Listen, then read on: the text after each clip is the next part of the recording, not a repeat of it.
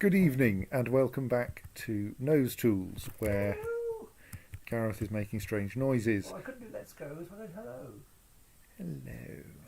Right, so late last Friday, we successfully trapped the undead thing, Draltha corpse, and dwarven arm that had been terrorising our butchery in cages, with a bit of strategic arrangement of having a pig to collect the to tempt the undead out of their hiding hole. As a consequence, we now have our old butchery back, so we can demolish the new one.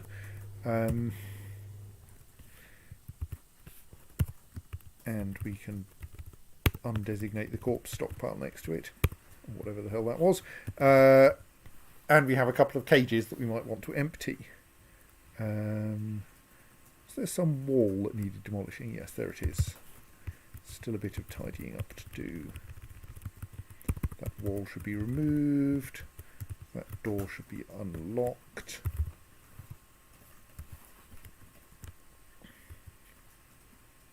As incidentally should that one. And that one. And that one.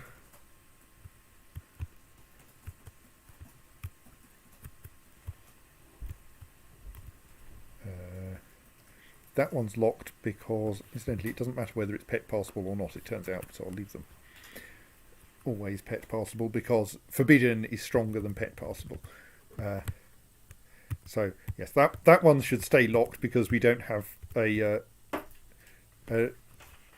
pressure plate there that operates the hatch. And so if someone brings rubbish in through that entrance, they won't correctly activate the hatch. No, I think it's technically possible to tame dragons. Are they bigger than the fortress they're in? At present, all creatures... Okay, technically there is a limit, but I'll get to that in a moment. All creatures other than wagons are one square tile. Wagons? Yes, the wagons that traders bring are technically creatures. And they are 3 by 3, and I think they're untamable. And therefore, technically, yes, there is. All tameable creatures are one square. I was just trying to work out the mechanics of a cat flap that would permit any pet food that was a dwarf. If you can, for example, tame a thing that's smaller than a dwarf. I think it's not a cat flap. The point is that the dwarves can kind of latch the door in such a way that unintelligent creatures can't open it. Oh, I see it the other way around. But pet passable means anything can get through, whereas passable means only dwarves can. Yes. So the dwarves, it's labelled as keep tightly closed, which I think is actually more accurate. That means we will close it properly whenever we've gone through it, and thus the cat can only get through if it comes through with a dwarf. Well, I thought a bit more as it's a small pet door or something that pets can Yes. Yeah, Yes, but apparently it can't end up that way round. As in, if you mark the door as forbidden, then note pet passable turns greyish. It's not quite so obvious on that screen as it is on mine. The dwarves have not yet had the analogue of Sir Eurus Newton, who invented the cat flap. Indeed not. I think yes. Yes, I don't quite know what dwarves will do with a cat that repeatedly insists on being on the other. Well, actually, no. Dwarves have just invented a door that can be opened by cats and by anyone else. They're just very good at low friction hinges. Why is that more useful than not a door? It keeps the miasma in. Yes, or the draft out. But Well, we've got a door, it doesn't, so yeah. right. So yes, that's various bits of designation. I have also looked up how you get things out of cages and into pits in such a way that the things in the cage don't end up causing trouble. And I think the correct way to do this is to designate the area around that pit as an animal stockpile, though we may want to be a little bit careful about precisely what we mean by an animal stockpile, in that it should not contain empty cages or empty traps. So that should mean that now cages with animals in will be automatically hauled to that stockpile. And then what we do is we designate this, we already have done, as a pit/pond, and then we can insist that certain creatures be put in the pit/pond, which should only be a pit, incidentally. I'll just check that it is, and not a pond. Yes, is pit. Brackets not full. It can never be full. It's a pit. So yes, I can now assign arbitrary things to be put in there.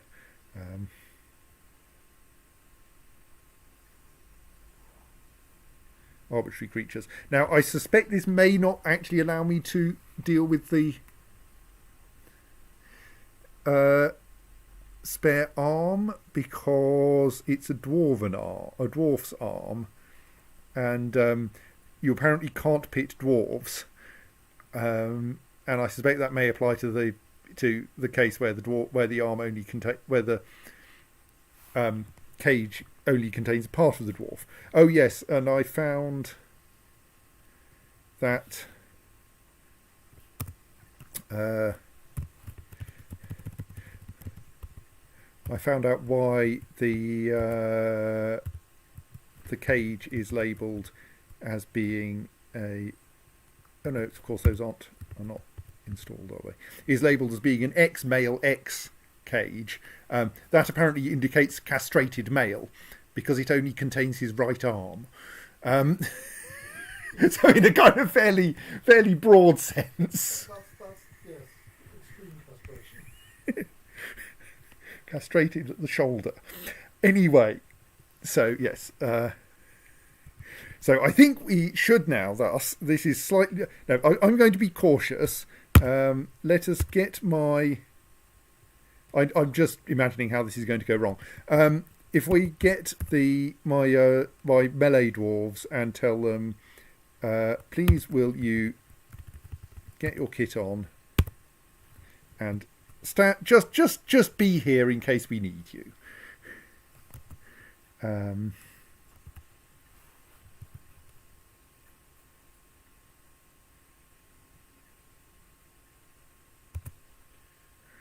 Okay, where's the troglodyte left upper arm that he's dealing with? A zoom. Sorry to miss the later parts of last time, but what happened about the vampire? The vampire is still at large. We think we know who it is, but was it one of the two suspects we originally had? We don't know beyond that yet. I mean, I am pretty confident it's the one of those who found the claims to have found the body, but I'm not entirely certain. Okay, where? Oh, right. Because people are coming into this room, they're opening the trap door, which allows people to see down and see the various troglodyte arms and such like at the bottom of the pit, some of which are alive. So this is apparently scaring a few people. All being well. It's always Halloween in your fortress. Yes. Right. So we have a reasonable number of military dwarves in here, which should mean that if something goes wrong, they can kill whatever comes out. What I'm slightly worried about is if one of them dodges anything, they might fall down the pit. Yeah, well, whatever. It'll only be one soldier we lose, probably. So now I should be able to go pit pond information and select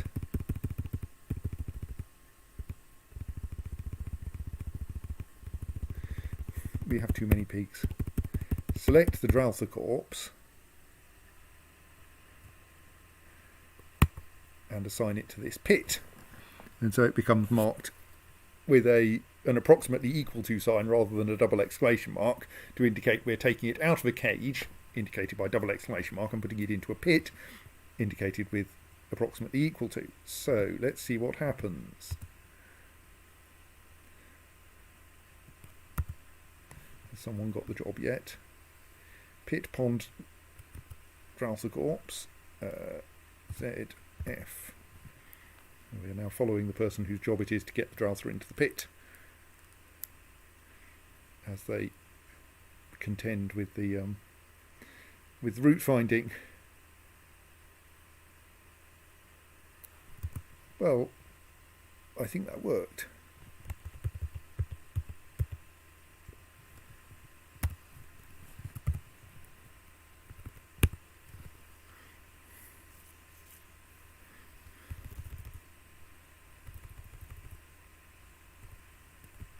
Okay, I think it did manage to get beaten up a bit on the way past, so I don't think it was quite an immediate out of the cage and into the pit with you. But it was close enough that it didn't manage to escape, and got a couple of fractures from people hitting it on the way down while it went past, and then slammed into an obstacle, namely the floor,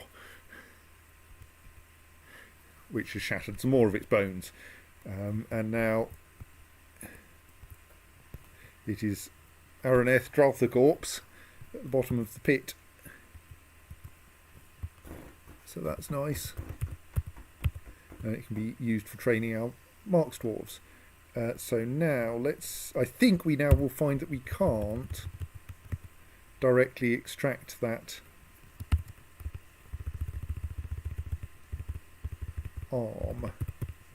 Oh no, there, Shoreth things, right. Excellent. Okay, let's put that in the pit as well. That should be a bit safer.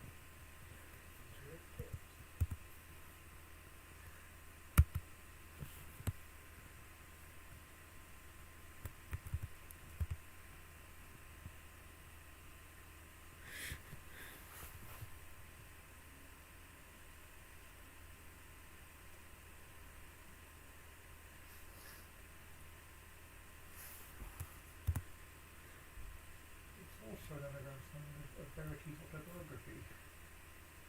Stoked G and I. Okay, so the problem there was that the person whose job it was to hurl the right arm into the pit opened the trapdoor by virtue of coming into the room, was about to grab the right arm, and then looked down the pit and went, there's all these undead down there, and ran away. Not quite what I was hoping for.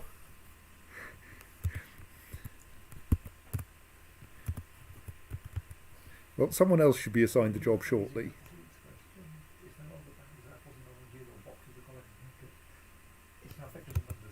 Right.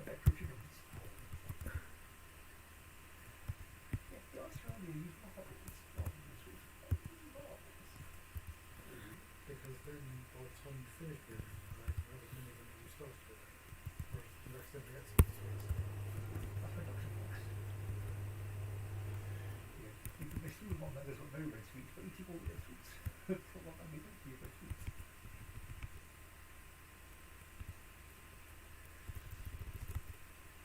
One of our tricks involved making sure there's a bag with 0 of one thing in it by means of removing I think that is it. I think it actually may have got killed on the way down. So if you can solve that, reduce Lineated schist blinkers, yes, that might help. They were the original things. They were basically Right, so I believe that those cages are now empty. The second person who tried to throw the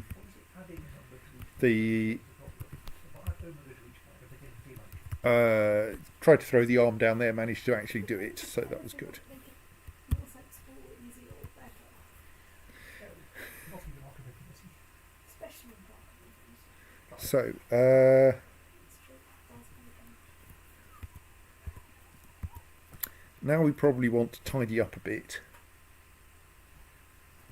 And in particular, what the hell's that diamond shaped thing? Is that a gizzard stone or something? Yes. I should set a bunch of tasks to use up those gizzard stones.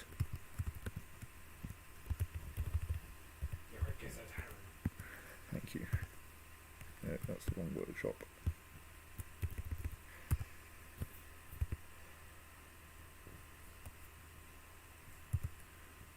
That's very much like the bag contains 2 numbers.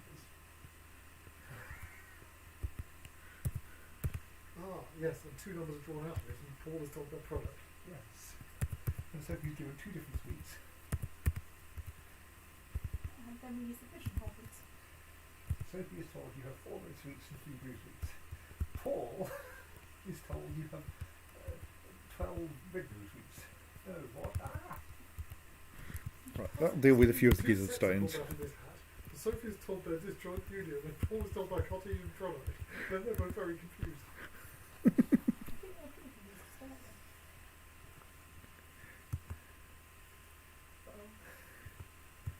All right, yes, someone is now bringing those cages back to reload the cage traps. Paul knows the sets fairly quickly. But Sophie probably can't work it out. Well, the really boring version of the question. 2 infinite cardinals are pulled out of the bag. Sophie is told their sum, and Paul is told the product. Then we Sophie have says, to submit Sophie to says, Rome for I don't know adjudication. I know what you've got too. And Paul says, I know what I've got. Neither of us knows what they were originally. Right, so I had some thoughts, didn't I? I mean, apart from my stray naked mole dogs, yes, we may have a slight surplus of tame naked mole dogs in this office. Office? Fortress. Generally, they're infinite cardinals if one's with another and they're still out like the big one.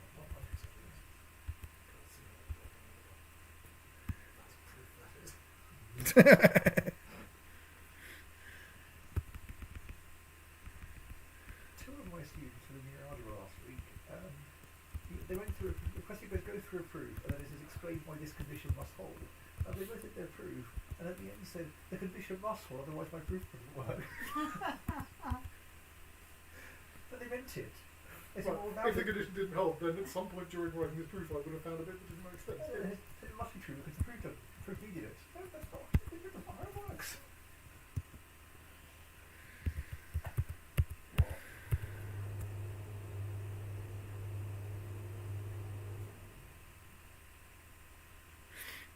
Yes, so there does seem to be a slight problem of people being scared out of the out of that room, but and there's a kind of slight bloodstaining problem there. So, one of our problems here was that we had a corpse stockpile that was in which things would occasionally come back to life, and that is obviously inconvenient. But we've demonstrated that the undead are particularly stupid and prone to walking into cage traps. So what I think we should do is set up take advantage of the fact that I've cleared all these pigs out of the way, though I should slaughter some of them really, set up a new corpse stockpile in the room that is currently scattered with traps and with a spare pig in it, and surround the corpse stockpile with cage traps so that if anything comes back to life, it'll wander into the cage trap and can then be pitted. So that's the plan.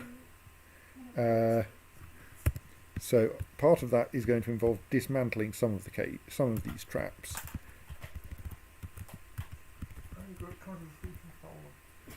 And let's have that pig taken back to the pasture.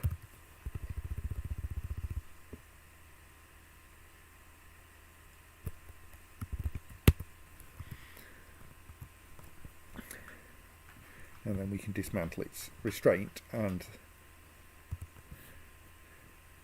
then start setting up something more useful. Places full of kittens. All those dark red seas rushing around are kittens behaving in extremely kitten-like fashions.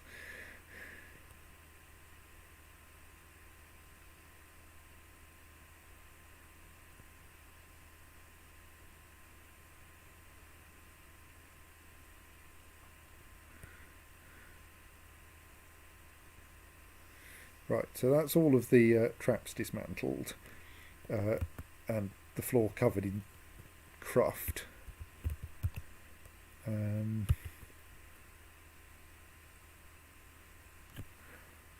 Well, let us designate a corpse stockpile that will just be a 3x3 square there.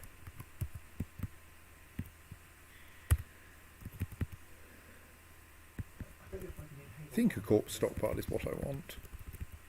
Slightly wondering that maybe what I actually want is an... For the sake of contradiction, Yeah, maybe actually I want a refuse stockpile that contains corpses. I think a corpse... Let me look this up. I think a corpse stockpile is a stockpile of...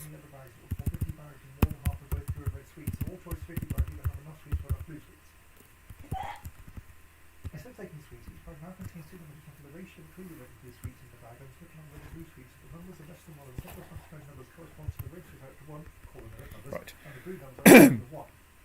Yes, a corpse stockpile That's is where dwarves and pets that have no burial location are placed. A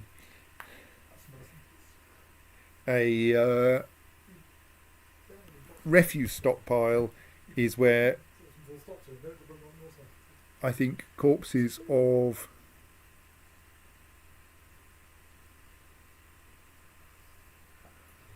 things that are not... Yes, the corpses of sentient beings are stored in the corpse stockpile, and apparently of pets as well. So we want this to be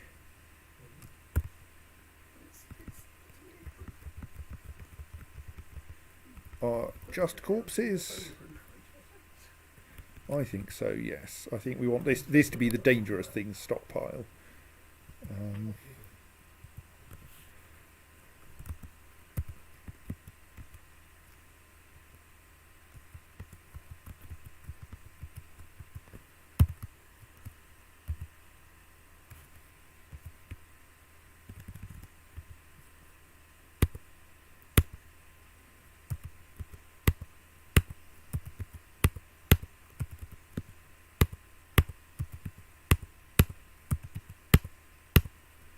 And hence to be surrounded by cage traps.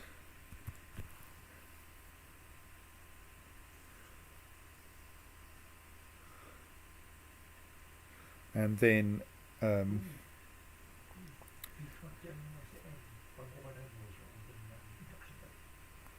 maybe we want another stockpile for dwarf corpses as well, though that doesn't really need to be close to the butchery, on the grounds that we can't butcher them anyway. So it's kind of tempting actually to put that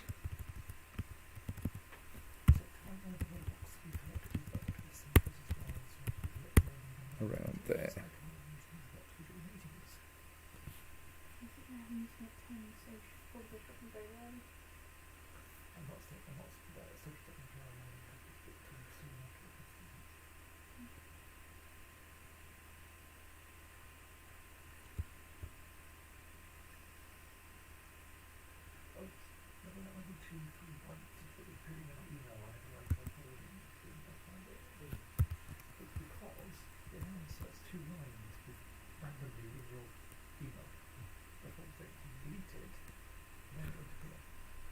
Sorry, that was something I just worried about. Council's construct building item blocking site. Okay. Yes. Looks like it's that one. Oh right, yes. There's an object on the square that we were going to put the trap on, and I can't move that object because it's already designated to be used to build a different trap. So presumably this will sort itself out as long as I haven't actually made a loop of traps, each one meant to be built from the mechanism that's on the square that another trap's on.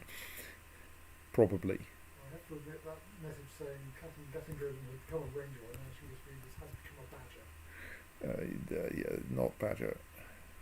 No dwarves are badgers.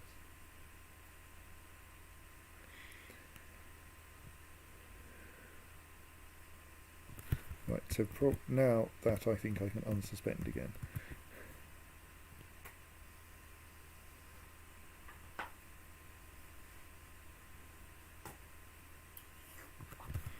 Oh, Stokes. I should have removed that first. That's probably going to leave a hole in the stockpile. Oh, well. Right, so that's all kind of happy.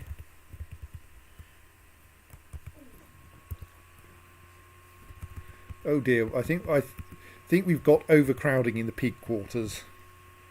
Is it time to make them all have sausage dinners? I think it's let's just check that our food stockpiles are not over full. No, we've actually got quite a lot of space to store some extra meat at least, even if we may be a bit short of space to store prepared meals.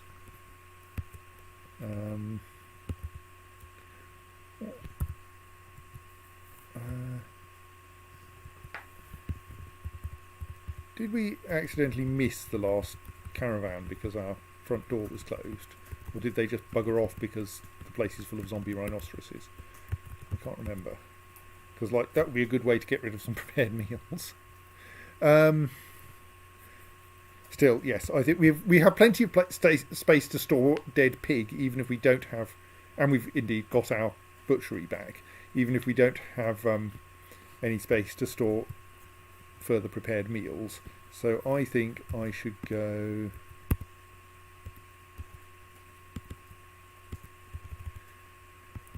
I should just mark all of our oldest pigs for slaughtering. And possibly some young boars, because we probably don't need that many. Yeah, it doesn't make much difference. Let's just slaughter the first few pigs to stop them getting into fights with one another. And if you start fighting, we will pick some of you and kill you in order to stop you fighting. So, the unreasonable effectiveness of cage traps makes me wonder if we can use them for other things. Yes, I should remove that stockpile and redesignate it, taking up all of the squares and not all but one of them.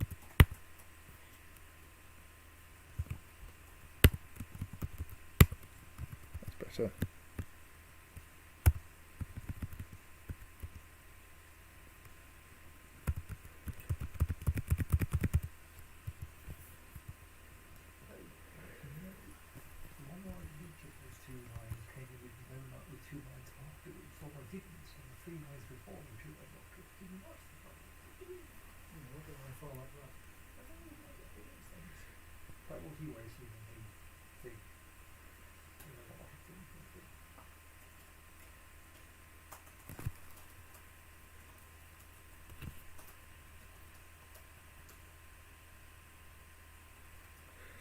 I mean, we have got a big pile of cage traps at the main entrance to the fort, so we could try unlocking it and just letting. No, what we could do is build a restraint.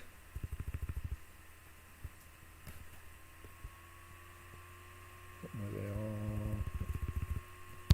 Build a restraint. Down here, which will require unlocking that door, of course, and stick a pig in it, and then lock the door and open the main gate, and if we're really lucky, that'll tempt some rhinoceros corpses in. Open the pig bay doors, Hal. Yes. Jettison hog. It's a thousand. Jettison pig hog the herd. Squawk!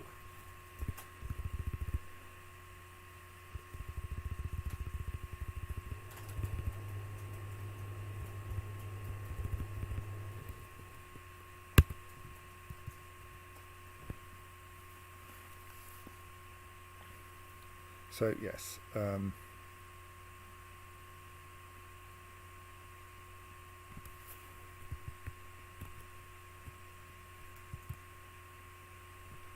Someone is now dragging a pig over there. Then we can change things, and then if we're really lucky, that'll get us rhinoceros corpses. I mean, I suspect it won't, but it's worth a try, isn't it? So we need some more cages, but I don't have any materials for making cages at the moment, I don't think. Well, I mean, I suppose I can make them out of lead. No, because I don't have any spare charcoal because we're out of wood, which means we want to get to either the surface or the caverns. Still, we'll get there in the end.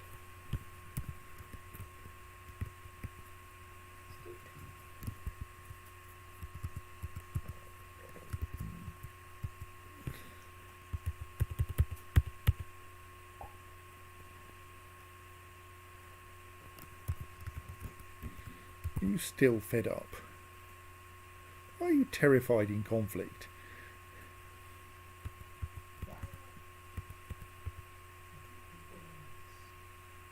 I mean, yes, I suppose you are somehow a 13-year-old elite Marks dwarf, which is pretty good.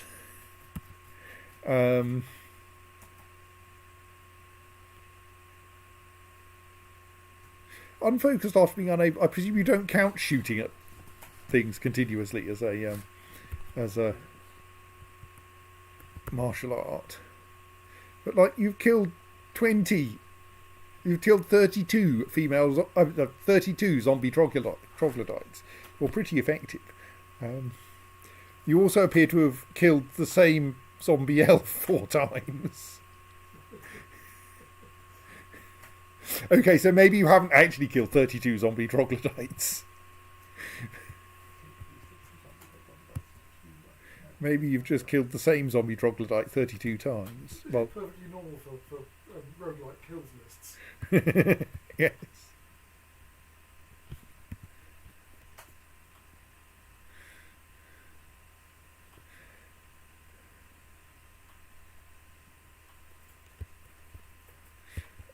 I mean, to be fair, we are pretty good at generating elite Marks dwarfs now because we have this nice stock of things for them to shoot. I'm disturbed by the notion of Mark Wolf shooting continuously at things. Well, not technically continuously. I mean, I suppose you could with a flamethrower or something if you just left it on. I just spotted an unsmooth square of floor there and it's annoying me.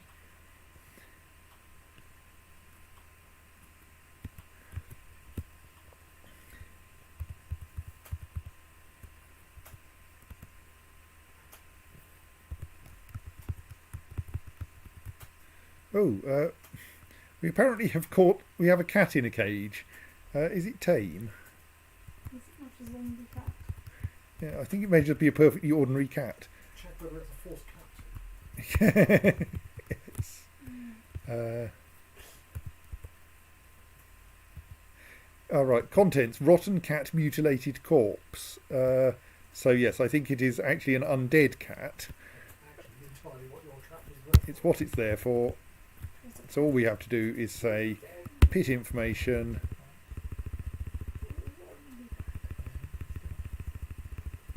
Find the thing that's in a cage. Sure, it must be in there somewhere. I was expecting it to be at the bottom of the list, which is why I sorted it by. There's a stray kitten. Oh, there we are. Rotten cat, mutilated corpse, male in cage. Into the pit with you.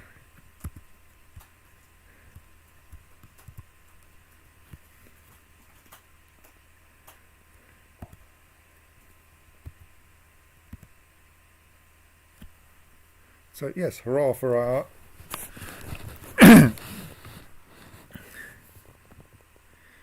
cat organising, our thing organising technology, and now someone should pick up that cage and stick it into a cage trap. So Right. a cage trap is a mechanism that you can keep reloading with fresh cages. Yes.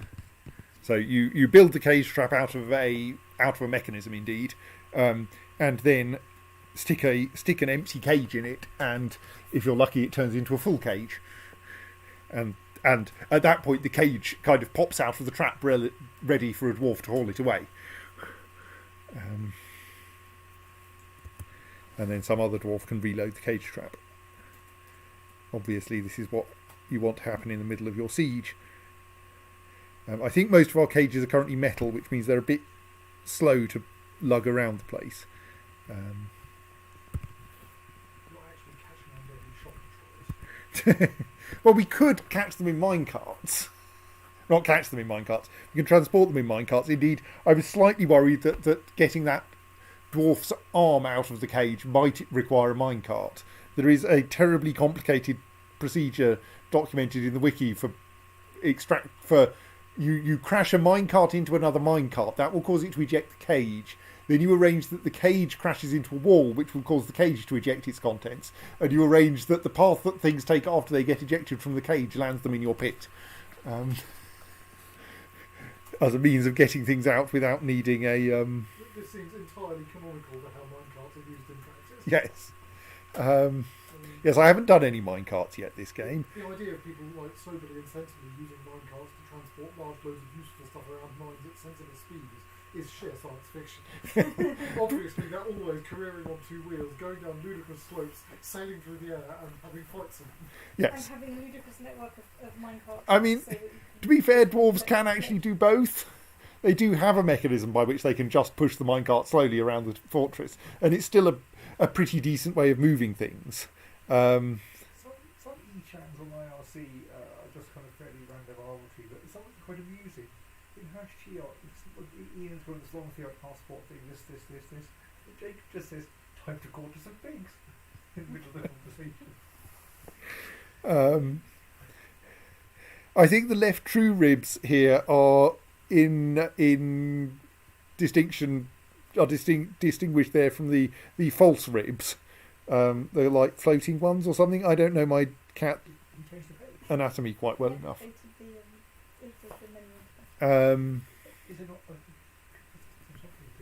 So yes, so the cat had an entertaining time because presumably zombie cats are not quite so good at landing on their feet as real ones are.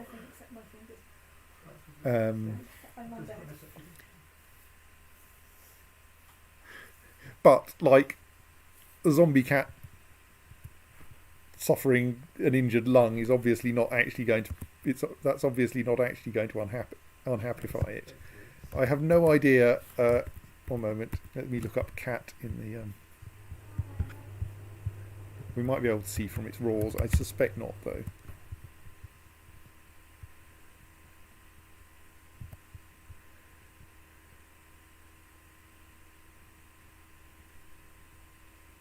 Yeah, I think that just says, yes, body detail plan, humanoid ribcage positions. So yeah, I think I suspect that the details of a cat skeleton may not be perfectly correct. Anyway.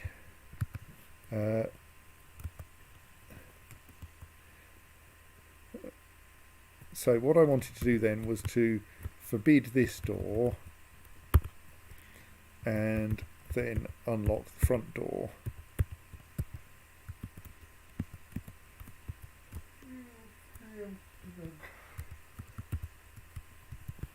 Which might, I mean, I suspect that the rhinoceroses won't actually find their way indoors, but if they do, let's give them some temptation at an open drawbridge to get in through, and that will probably help.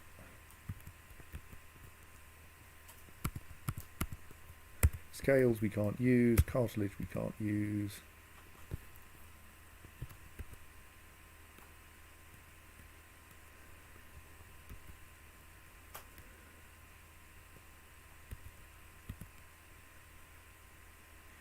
Most of the rest of this we could, if only we were organised enough.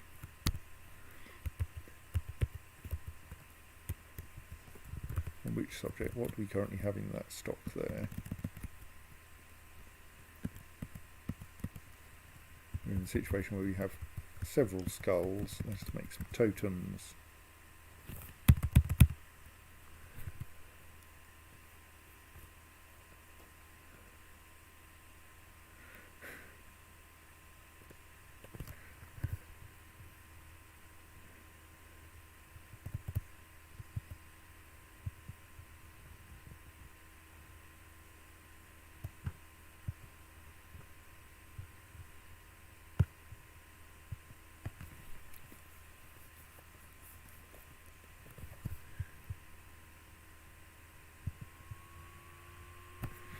Meanwhile, someone has sent me a link relating to cat anatomy.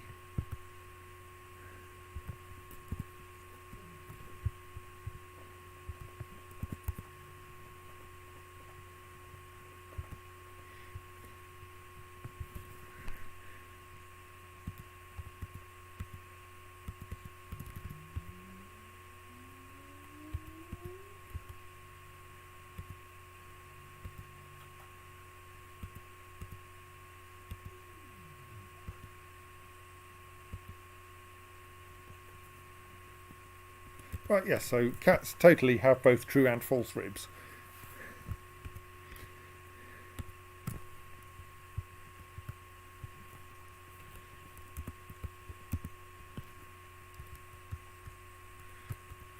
So thus it's perfectly sensible for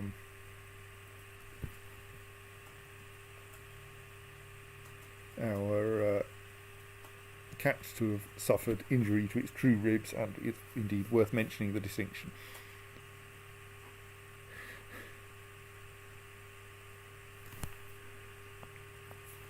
So, yes, I think now I also want, if I can sort out the materials for it. What's that? Oh, that's probably some hair, isn't it, waiting to be spun? If there's no one whose job it is to spin it, then that should be fixed.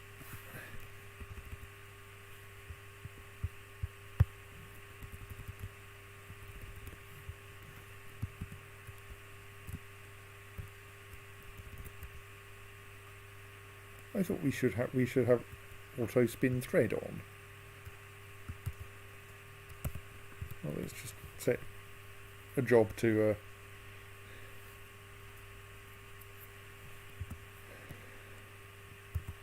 oh.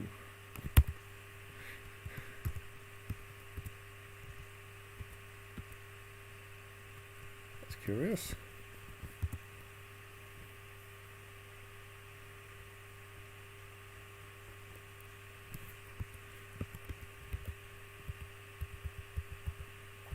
I mean, it's not technically a pet, so...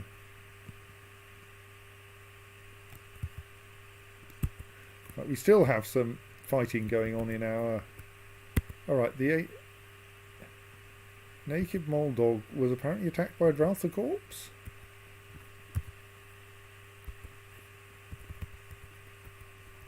No, that's a different naked mole dog.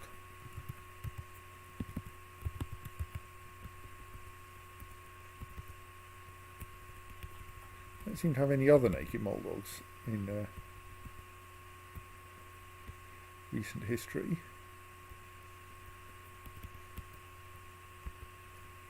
That's the one we chucked down the pit. I don't think vampires drink the blood of naked mole dogs. Plus, like, Is this like a naked mole rat only yeah, any different? difference? I believe so. Yes. Right, okay.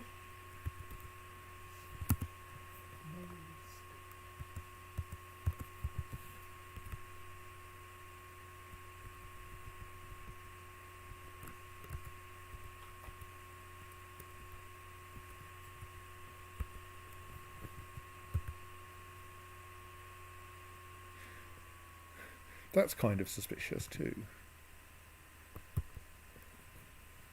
Oh, but no, it wasn't I thought it was Rimtar who was our thing, but she remembers dining in a legendary dining room.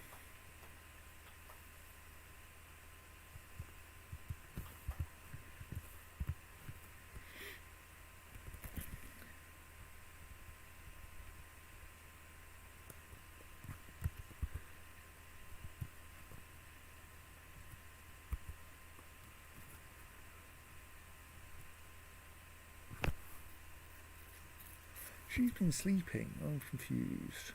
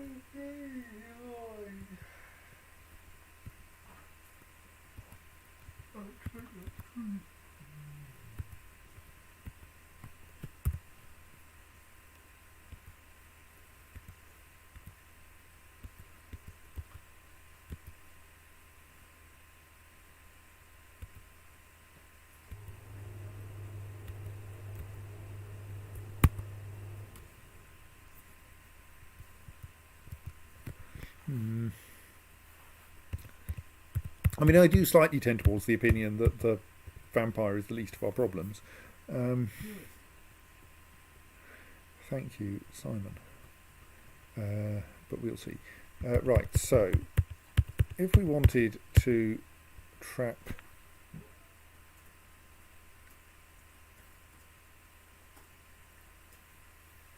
fish dissector, not fish detector, to trap the thing in the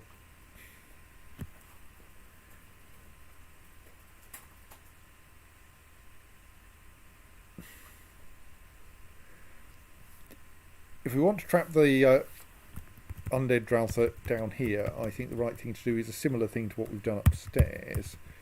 Build some cage traps, which will involve letting people in to the caverns, but like it's their own stupid fault if they get killed. No, it may not actually be their stupid fault, but still.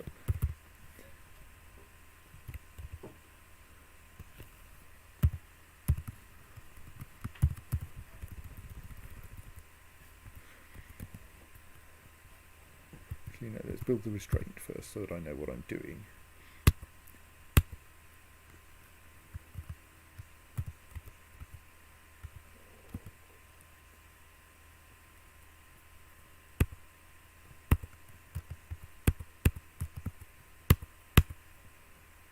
And the idea here is that we can then remove the 3 cage traps that are behind where I'm going to put the restraint. And then what's going to happen is we're going to start catching naked mole dogs by the ton. But oh look, all my cage traps are catching naked mole dogs because I've unlocked the entrance to the fortress and they're all going food.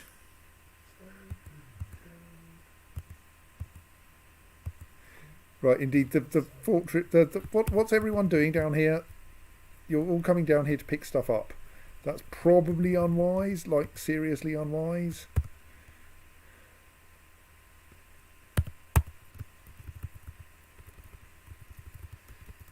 Right, I'm going to just mark every bloody object in the caverns.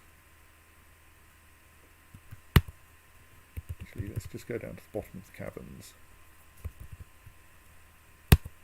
As do not touch this object, it is dangerous.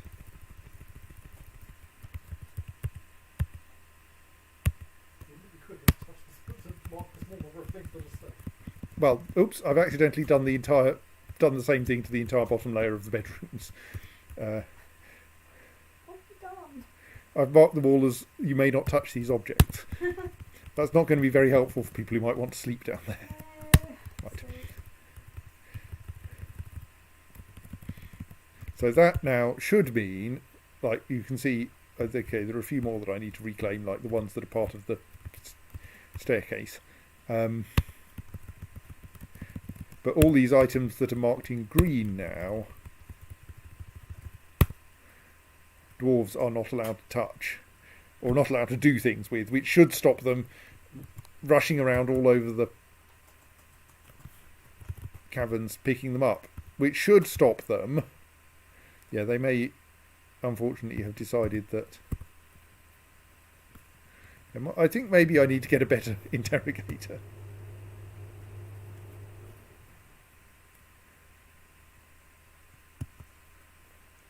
Right, well, someone's found the Drowther corpse. Well done.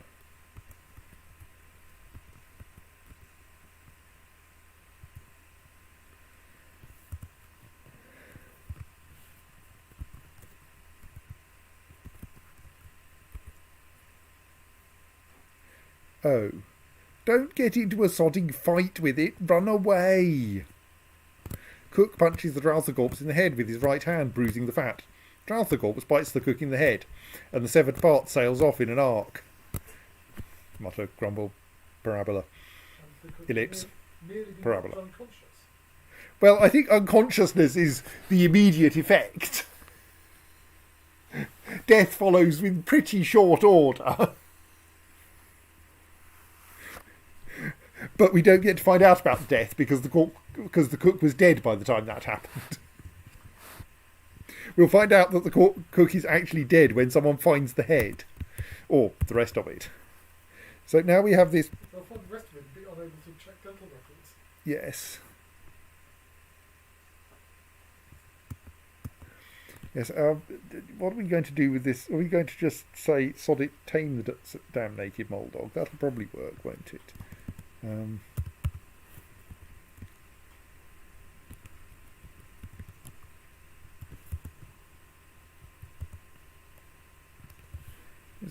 What?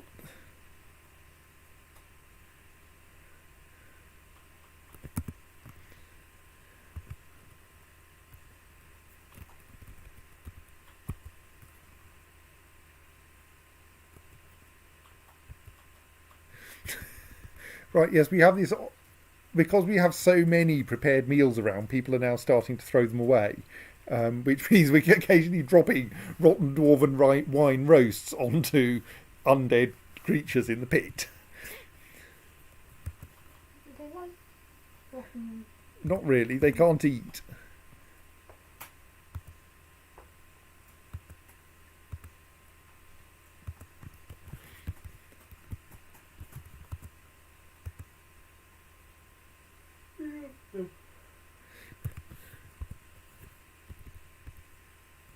Alright, the Dralson corpse has been struck in the head with an iron pick which has torn it asunder. We don't thus need to put so much effort into the head. The injured part is cloven asunder. Sorry, we get Dwarf Fortress's occasional flowery language. Yes, the miner has been rather injured and will probably, if they survive, artery opened in the in their left elbow, it looks like.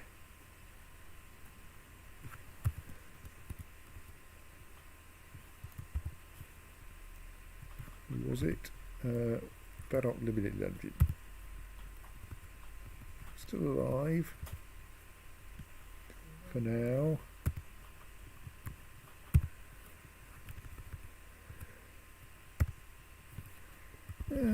Hasn't lost a significant amount of blood, it looks like.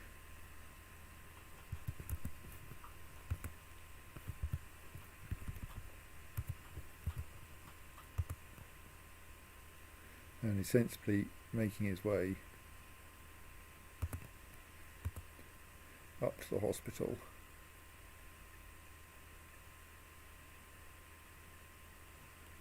To have that finger looked at.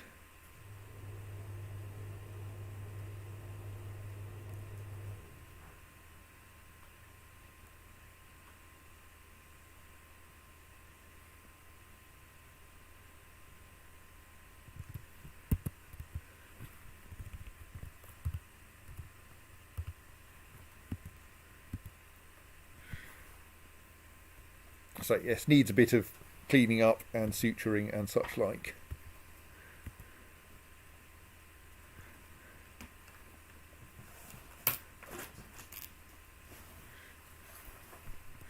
Not the first time that this has happened. Indeed, yes. What's your kill list looking like? Yes. One notable kill. Help Velvet the zombie Draltha. Well done. Right, so I think that means that now actually the caverns are fairly safe.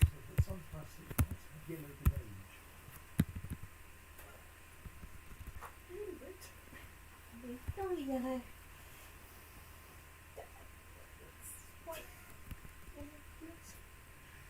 That's the little lovely rates I'm waiting for today. So yes, that probably means we should just have a quick look at what our others are looking like now. We've got that which is in there, which is safe. That, well, we know where we put that one.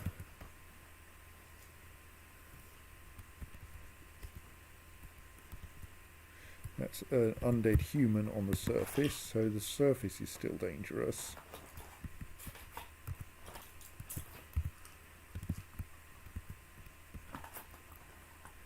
The surface is not that dangerous now, actually, it looks like, because there don't seem to be any rhinoceroses left.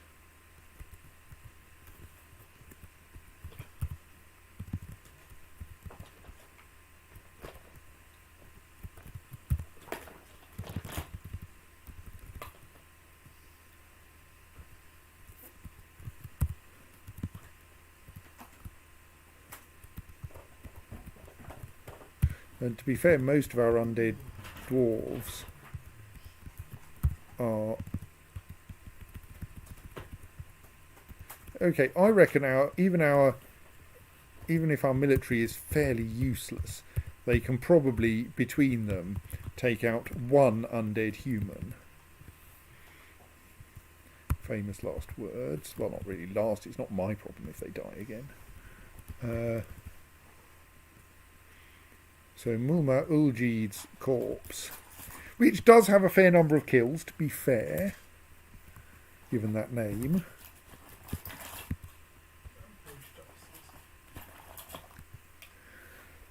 Yes, otherwise known as Rampage Dice is the illness of metal. Metal! Can probably be killed. Let's be slightly optimistic about that then.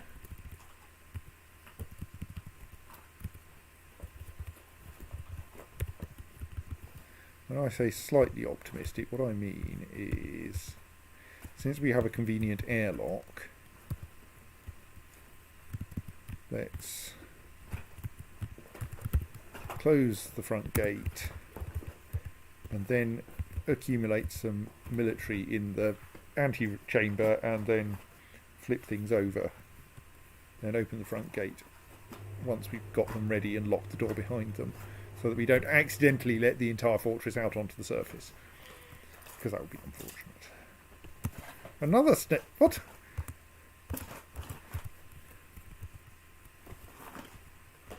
I mean, is this just that the animals are getting into fights with one another? Does seem to be a lot of blood around. I mean, like, surely if you're, I mean, okay, that might just be someone trailing blood into the hospital. Oh yes, how's our injured miner doing?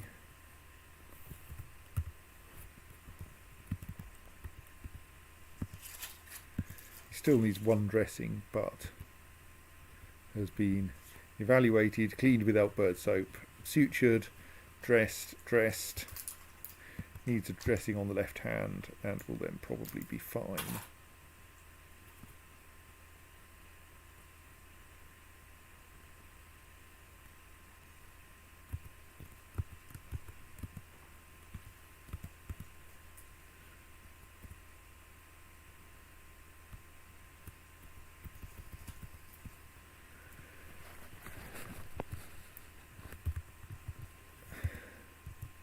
So, yes, does seem to be a bit of a trend towards...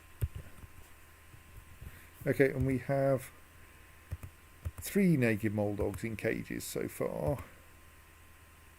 Why have you put that there? Oh.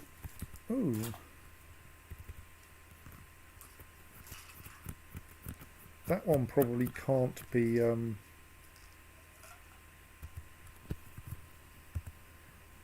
Maybe it can be butchered. No, it's a cat. It's a pet though. I suspect it can't be butchered, so I'm going to dump the cat corpse. We're still in the process of trying to slaughter an adequate number of pigs. I'm slightly concerned that we may not actually have anyone who's competent to do it anymore, or something like that. Yes. Let us add some more. Find some people with useless tasks like you.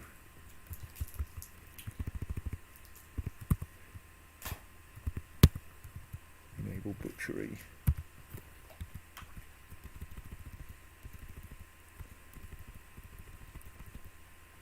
similarly, you should also get butchery enabled. That should help.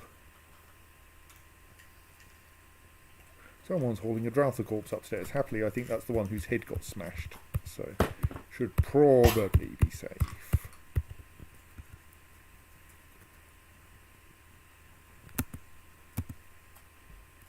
Right, let's hold the dead cat down into the pit, just in case. So those are non-zombie naked mole dogs, aren't they, that we've managed to end up caging? Unfortunately.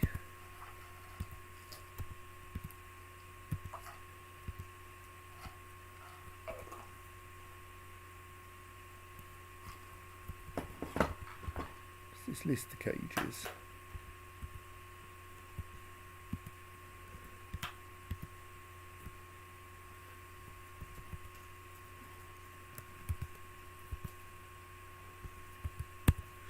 Mark those as to be trained. And we could also allow the naked mole dogs to be adopted by people. I think they're currently oddly mostly not allowed to be adopted by people.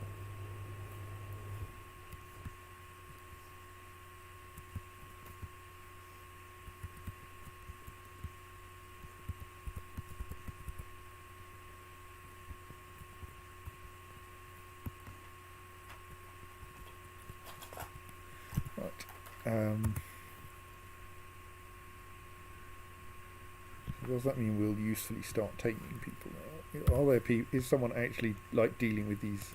Someone, please. Do I need to do something? Have I accidentally forbidden that thing? No.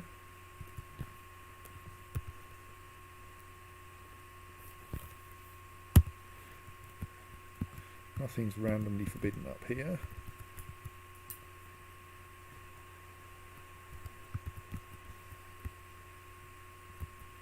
Why is no one taking on the job of slaughtering these pigs? This is like causing some slight problems.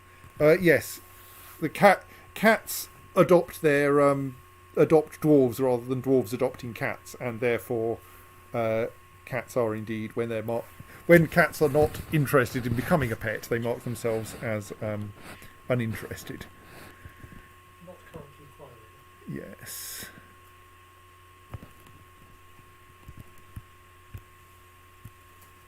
Right, someone is now actually taken on the job of slaughtering a pig, which will probably make the pigs less turbulent, yes.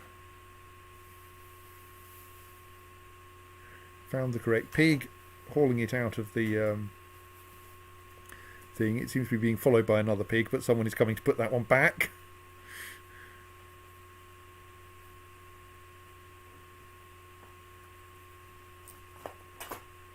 Right, one pig slaughtered.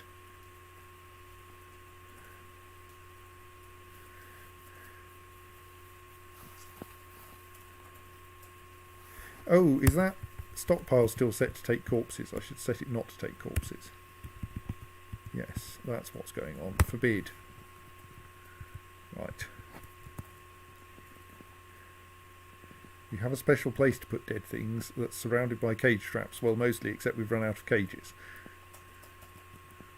Right.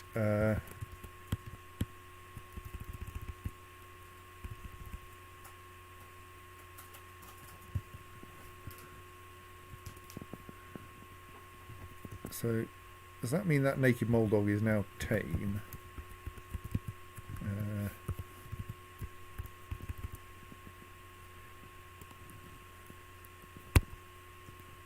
Yes. So now that one can be released.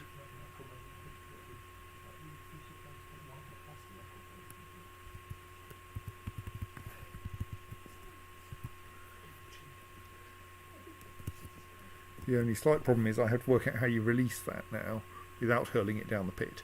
You have to. I don't think we have to construct the cage, do we? Yes, I think we do actually. I think we go BJ, construct cage in this convenient room here.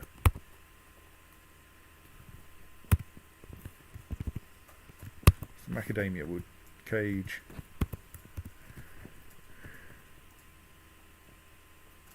And then we can unassign the naked Moldog from it. Right, the Drothocorps are now being placed correctly behind. Right, I think a second one of those naked Moldogs is now trained. So that's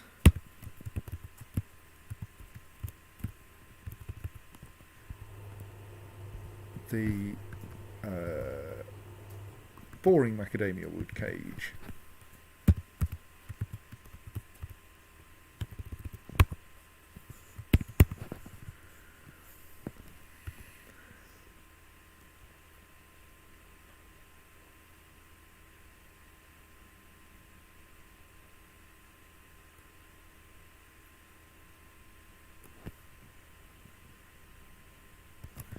Now I should be able to go to this cage and go assign, remove stray naked Moldog from the cage.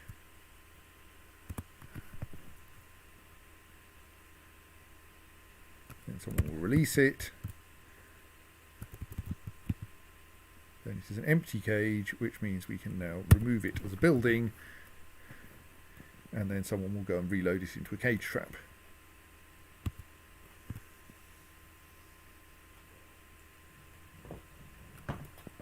Which is a slightly involved technique for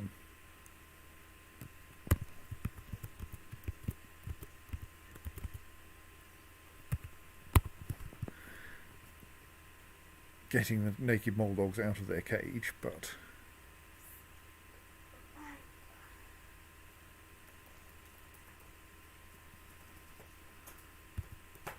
now the cage does now unfortunately have a random seed in it.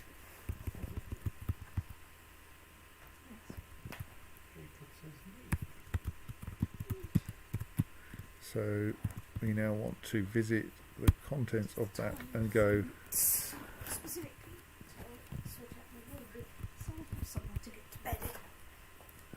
But isn't underneath all of my socks. why not mark those for dumping then? Oh no, I've got caps lock turned on. No, I mean dump those plump helmet spawn, which like is slightly waste but gets them out of the cage. Maybe I don't need to do that. Maybe I could just leave them in the cage. I'm not sure.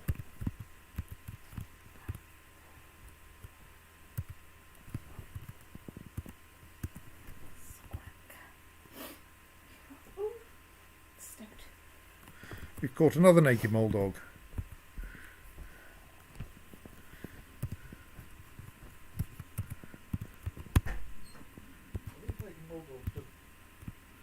Pointlessly running around triggering your traps. Well, I mean, I think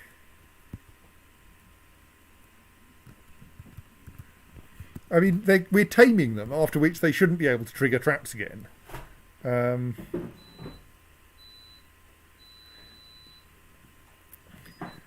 I think in Caps Lock in Dwarf Fortress is not as terrible as it is in Vi, because it mostly doesn't. Mostly the consequences of capital letters are just nothing rather than anything harmful. Right, our new policy on dead dwarves is that we put them in the pit, including all their spare teeth.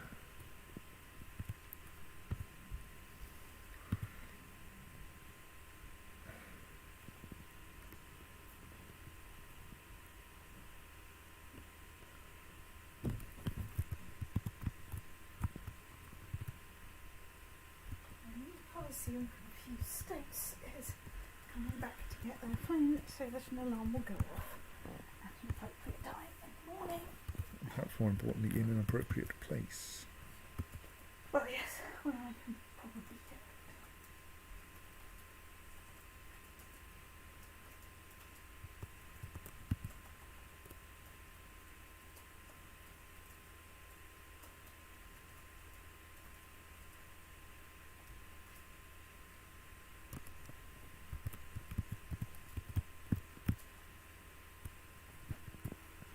I think that cage does indeed not count as empty because it has a single plump helmet spawn in it.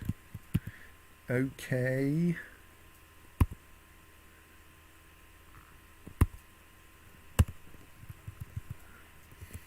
Because a naked mole dog was in the cage when it was being trained.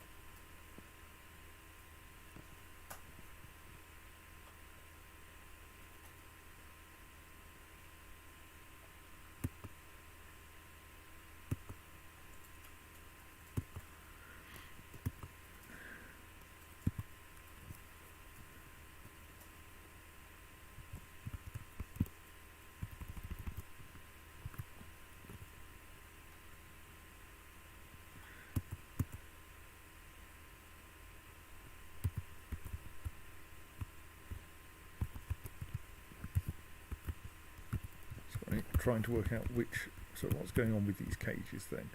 Zinc cage appears to contain a naked mole dog corpse. Right, that probably just needs to be pitted then.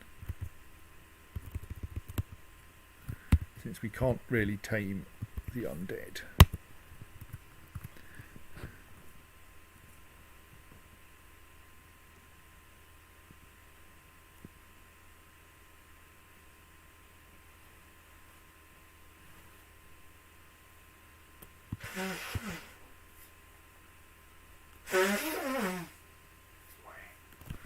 So I think we're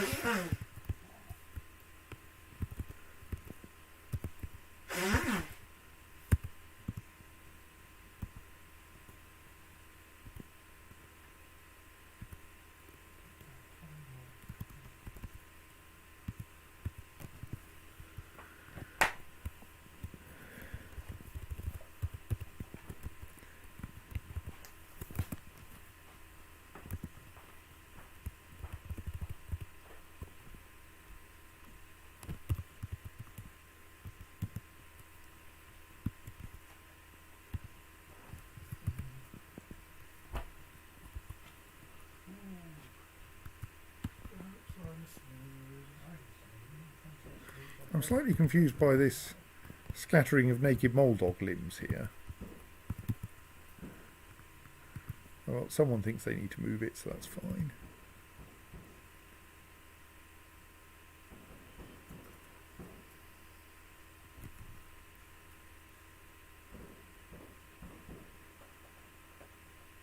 Yes, we do have a bit of a problem with so many people passing through that room and opening the doors repeatedly. Ideally, I would like to divide this up by, is the contents of this cage usefully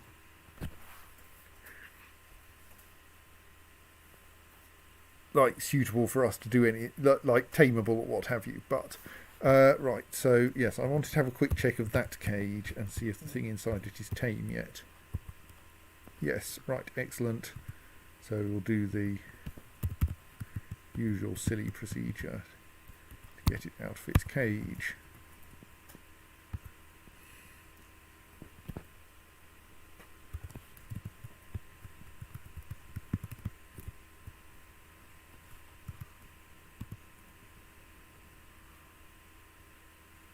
There are people running around all over the place with quantities of meat.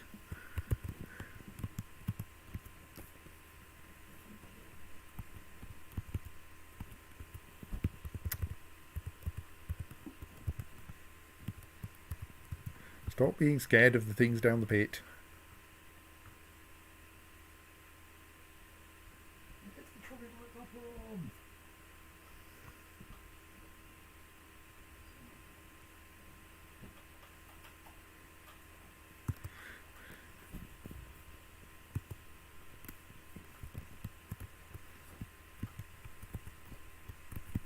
Look, 1, it's just a troglodyte arm. 2, it's several Z levels below you and can't climb. Oh dear, something has started rotting in the corpse stockpile because we were so slow.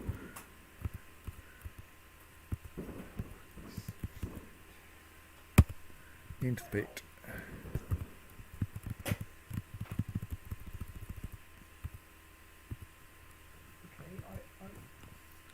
I posted a thing last Wednesday, and it's already in Canberra. He did pay £114 postage, so okay.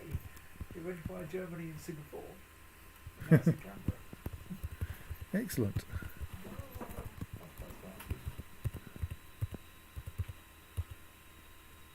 Right, so I have now gathered a squad in the entrance hall who will be sent out to the surface once I have checked that we're still in a situation where there is essentially okay, I think there may be an undead dingo out here.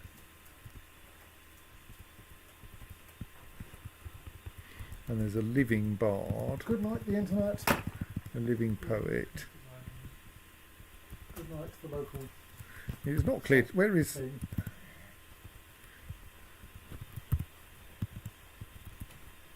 So, okay, there are a bunch of undead dingoes. Do we think dingoes are a problem? And that one undead human.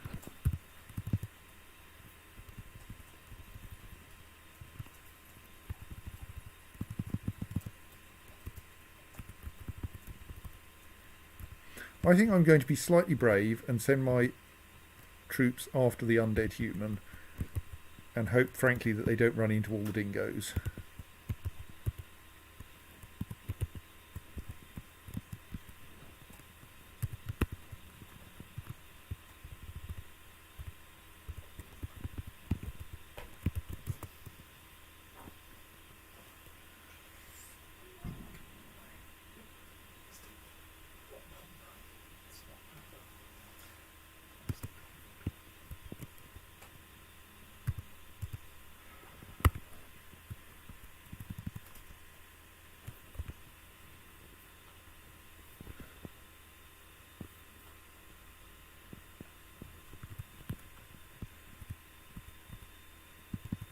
Where's the undead human hiding then? There.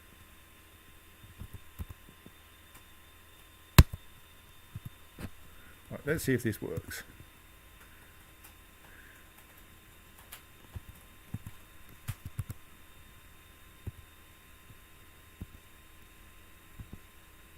Right, they have emerged, and well, 2 people seem to think they're busy killing things. I think the rest may have decided that they're going to go and raid the corpses of the previous batch of military. What the... Sorry, I've just seen this quantity of... Oh, this is all... This is a quantity of elves and... Hang on, of poets and such like hiding on the right-hand edge of the map. Well, I suppose they'll probably provide some distractions. Right, how did that go then?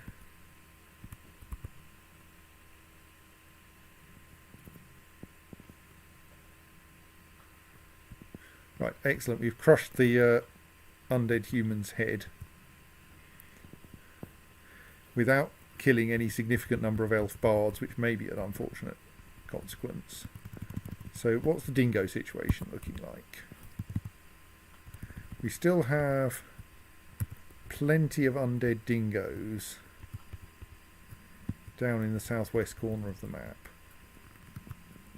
So I think we mostly ignore them. I think.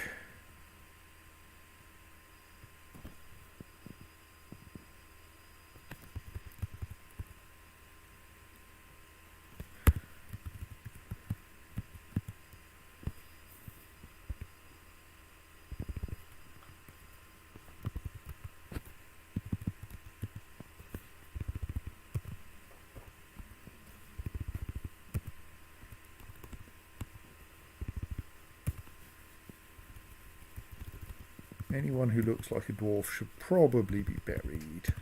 I mean, when I say buried, I mean hurled into the pit. Yes. I think it's reasonably safe to go over there.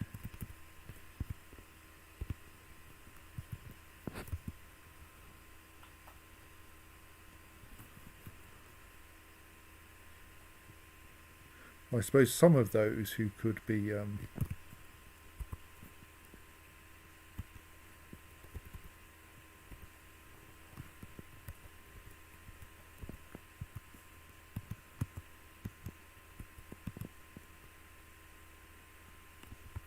some of those dwarves I marked for dumping may actually be eligible for burial.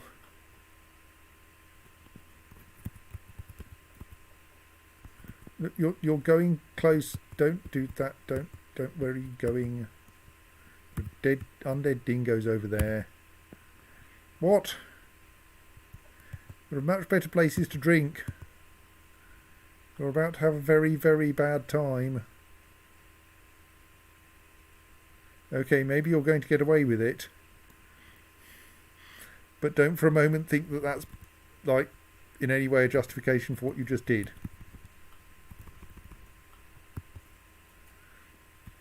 Maybe we should go after the dingoes, but, like, there are quite a lot of them.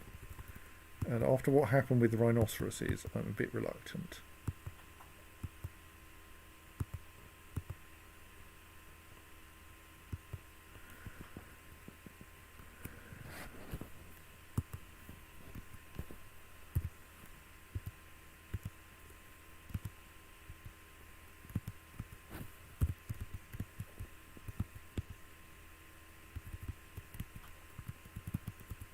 Oh yes, of course, most people can't get out, can they? Right.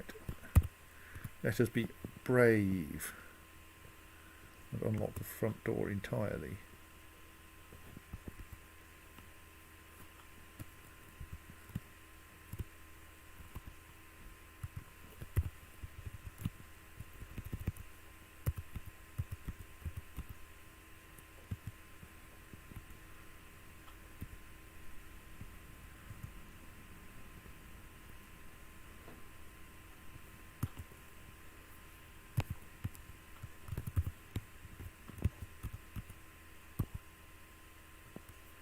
Another sodding naked moldog. We keep catching these things.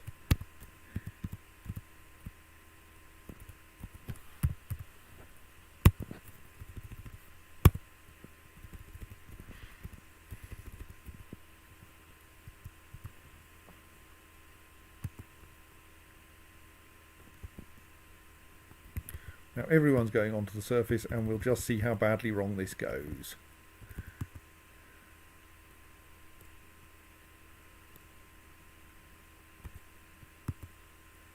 Okay, there's a dingo corpse actually on the surface. How dangerous are they?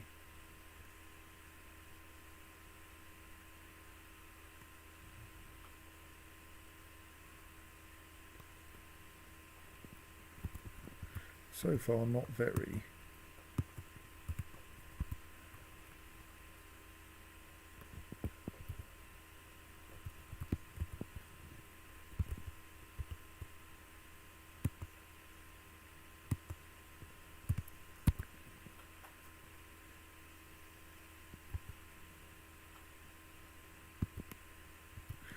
I think I'm thus willing to say that the military could take on these dingo corpses.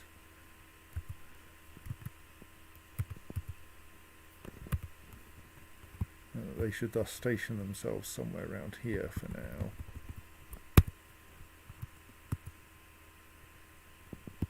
And actually start doing so.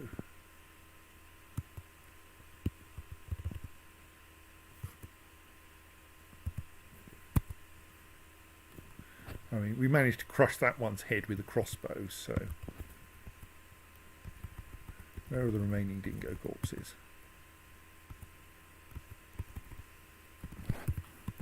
Are there any remaining dingo corpses? Yes. 1, 2... Those two are probably going to be dealt with pretty quickly.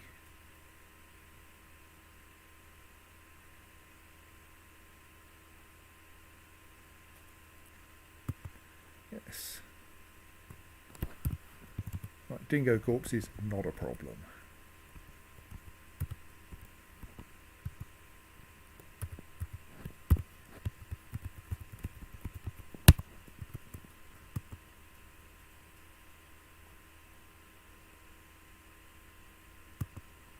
Right, excellent.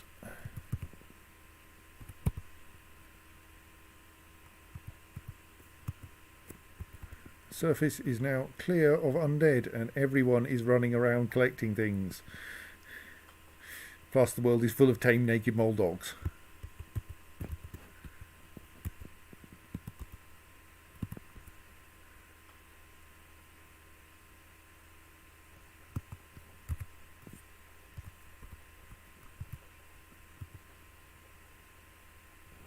It looks like we briefly had an undead elf head kicking around. We have an undead boar skin.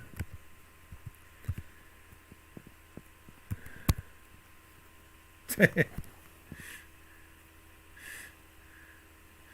think that was sufficient.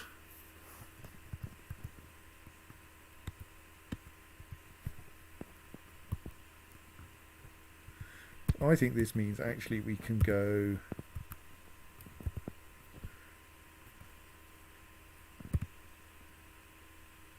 actually that's already set to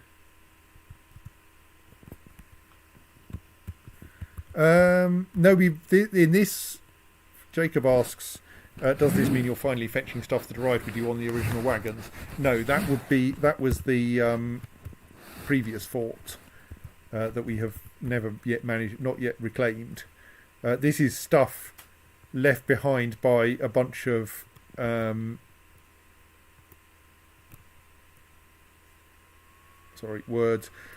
traders who left their caravan out here, or rather who were slaughtered by the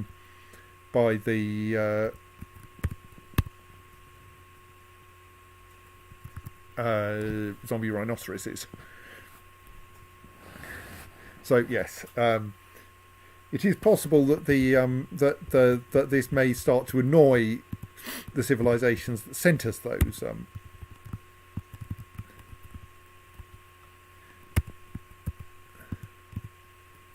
caravans.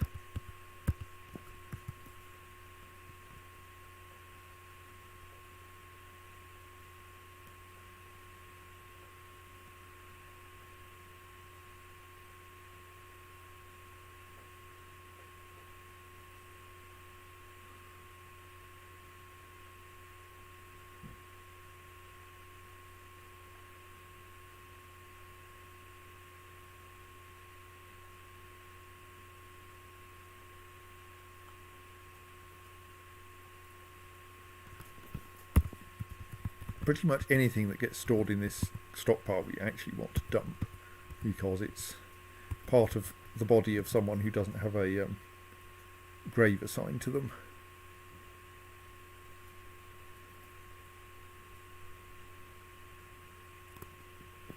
Part, or indeed all.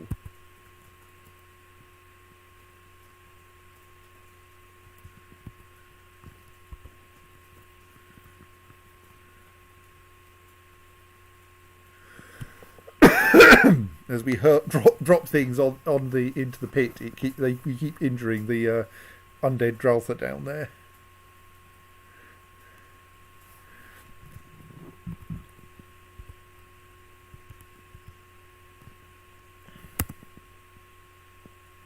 Don't like the line interrupted by a rhinoceros corpse, though. I thought we dealt with all of them.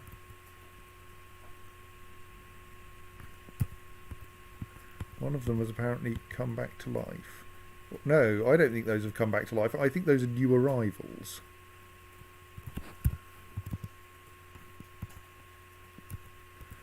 Right, the rhinoceroses are back. Okay, back underground, everyone.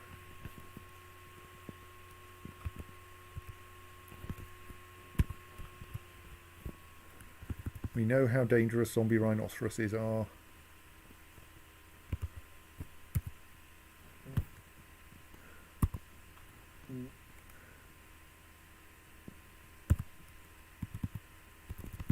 Just make sure that inside doesn't include the antechamber. course that pig is stuck there. Because the purpose of that pig is to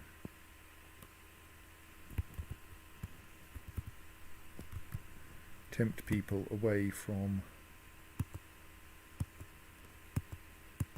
Get yourselves inside, thank you.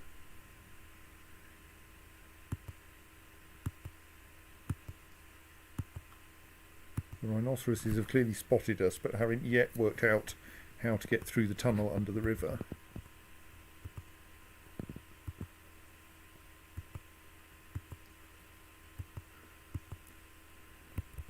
Someone has fallen asleep in the antechamber, but like they're an elf.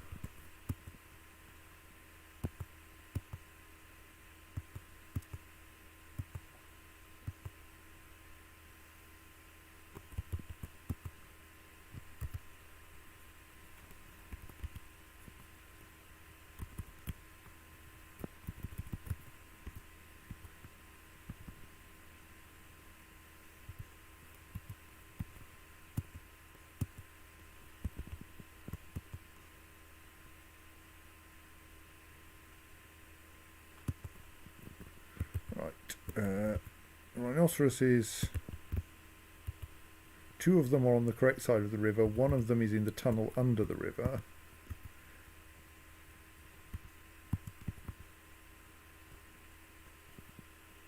There is a sleeping elf on the surface. There is a sleeping elf in the antechamber. I'm inclined towards the opinion that they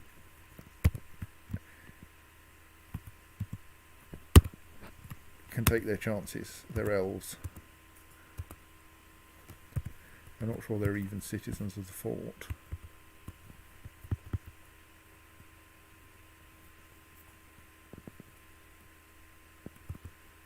That's a dwarf, though. What are you doing on the surface still? Are you now trying to find a way into the fort? Okay, I'll unlock the door for you and hope that that improves your pathfinding a bit.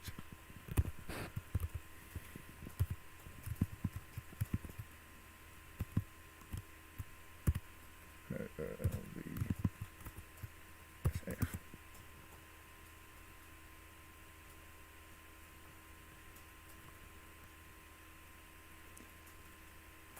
Note that I'm also going to be staring very hard at the possibility of incoming zombie rhinoceroses.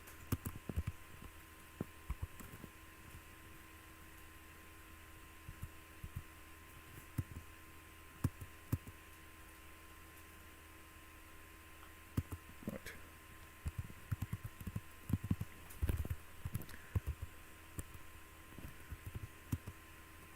So now I think the zombie rhinoceroses are on the correct side of a locked door. Though there is a pig to tempt them.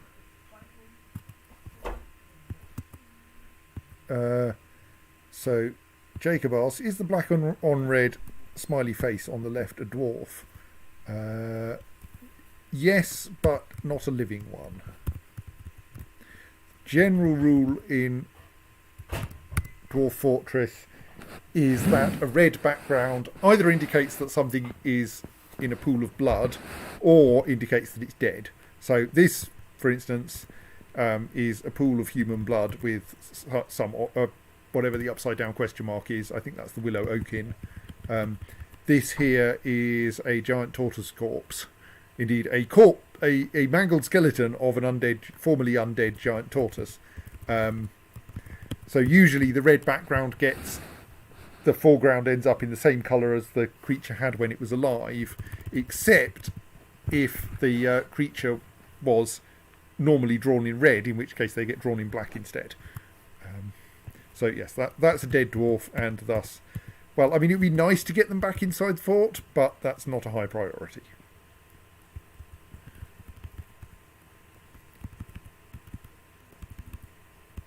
And yes, so long as the zombie rhinoceroses are out there, I'm not sending anyone else outside. It's just too dangerous.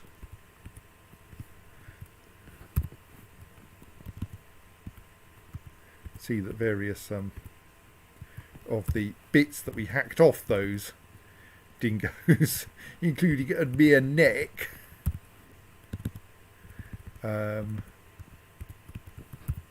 Are busy reanimating. Yeah, let's see if we did get any wood. Yes, we have an entire stock of wood again. So we can smelt metal again. We could make some wooden cages if we're short of cages still. Pretty confident that we can't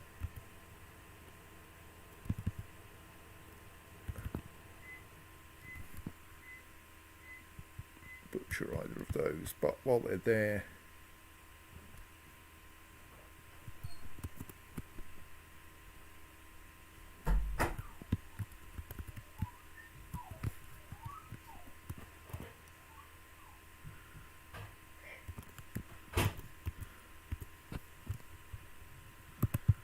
let's just check the rules for a butcher's shop.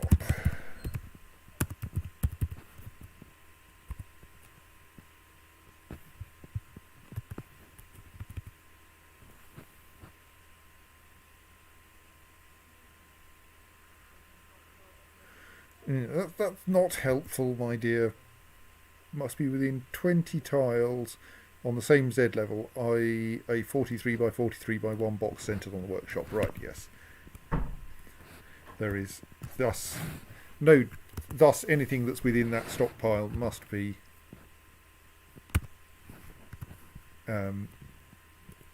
that's within the corpse stockpile is within range of being butchered.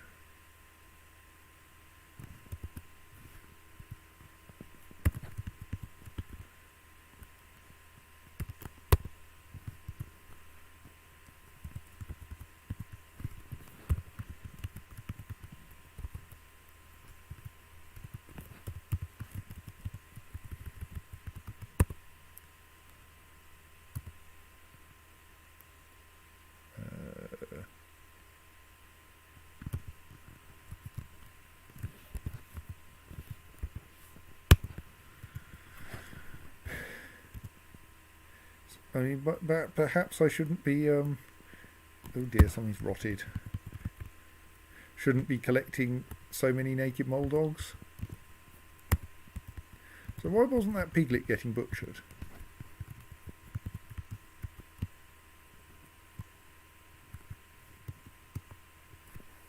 Slightly concerned by that. I mean, not very concerned, I will admit, because it's not like we actually have a shortage of meat. Not since we killed all those pigs, anyway. 219 units of meat. I mean, mostly we have a prepared food problem, because we don't actually have enough space for storing prepared food, which suggests to me that I want to make another prepared food stockpile, which should probably go on the other side of the dining room, shouldn't it? Well, actually I can move. Yeah, well, let's dig out some space for some more stockpiles on the other side of the dining room.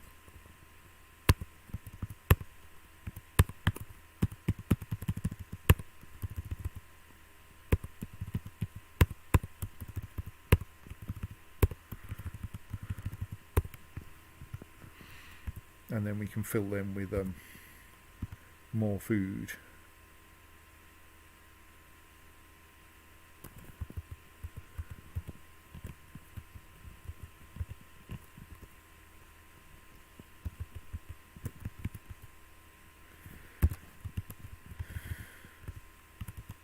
It's still just that piglet corpse, isn't it?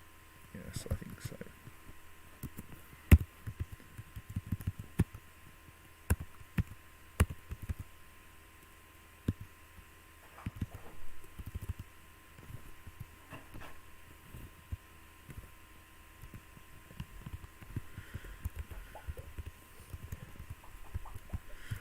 I think I may need to reorganise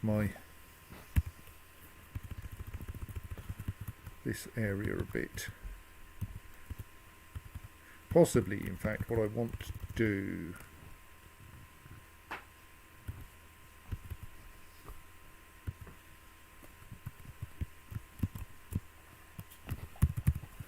is to set things up so that I have a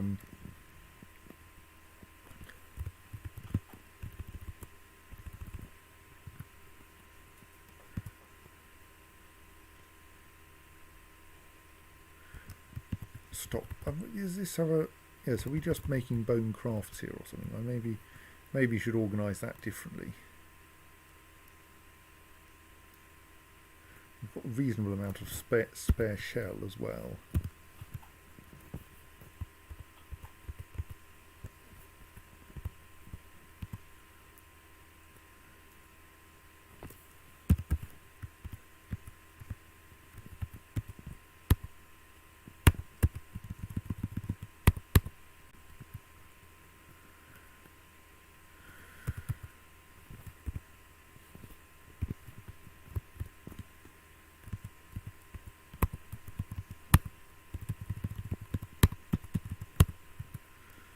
Smooth out those corners.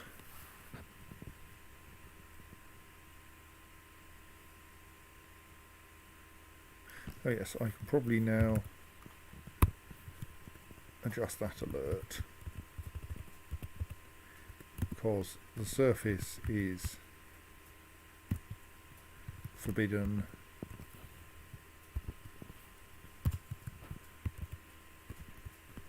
until the rhinoceros problem is dealt with.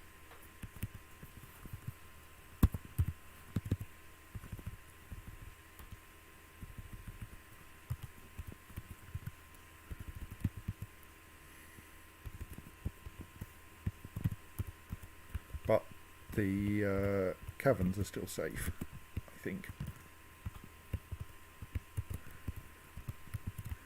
We clearly have slightly too few cages. Wooden cages look like being a good plan.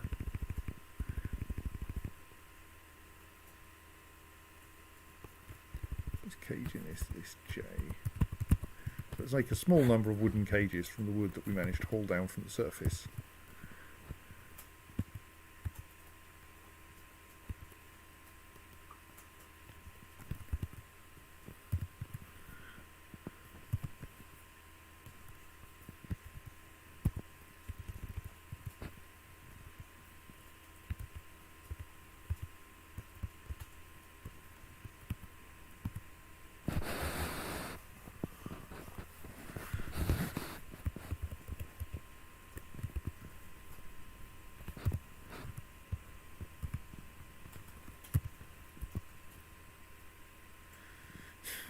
Okay, the pigs are still fighting. We're going to have to slaughter more of them because I think we dealt with all the ones that were marked for slaughter.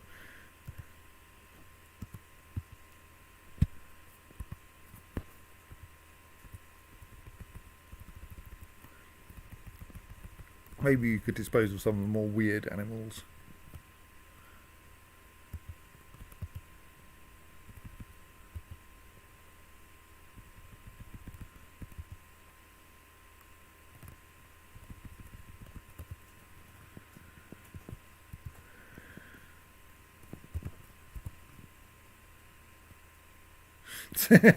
Thing about having skeletons, of course, is that they're hard to hit with crossbow bolts because you tend just to go through the gaps.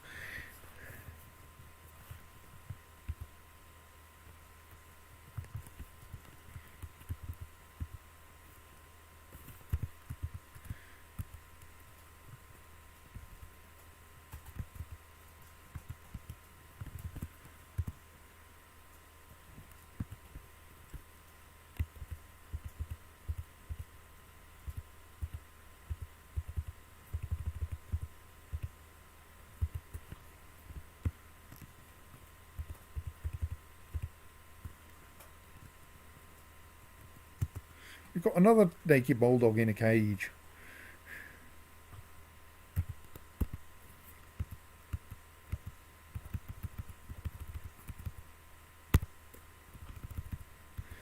We captured 2 more naked bulldogs and a giant mole. A giant mole? Wow, that's going to be fun. Okay, have fun.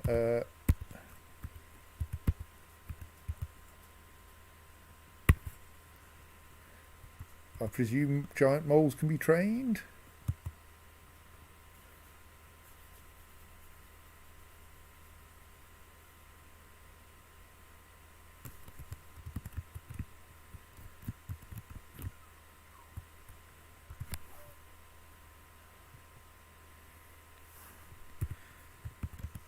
Okay, someone was just found dead. I wonder if it's anyone I care about.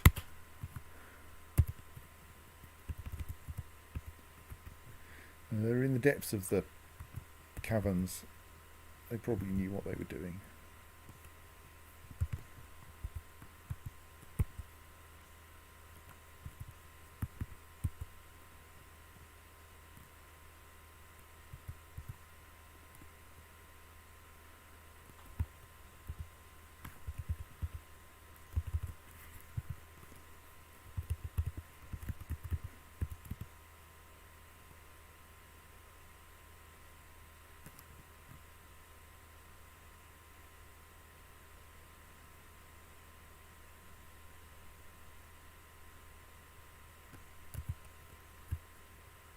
Okay, someone has been taken by a fey mood.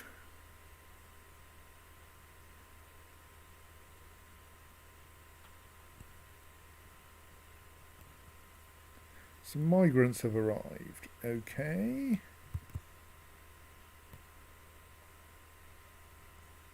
If they're sensible.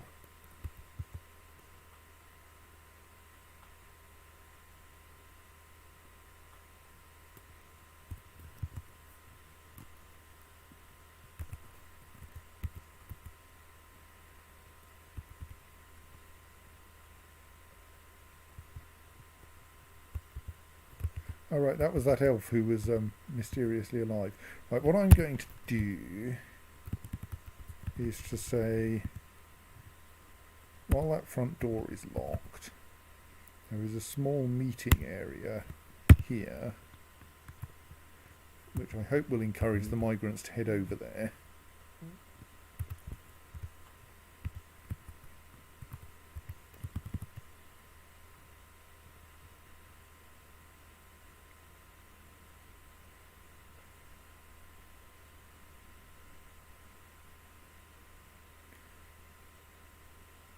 Must have yarn cloth.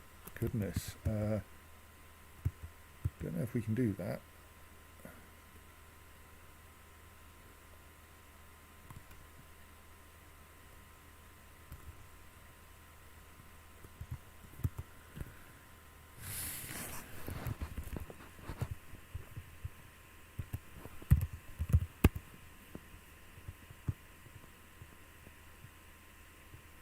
Oh, excellent.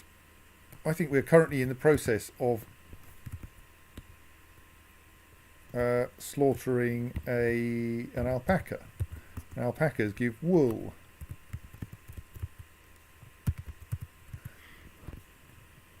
So I think we may actually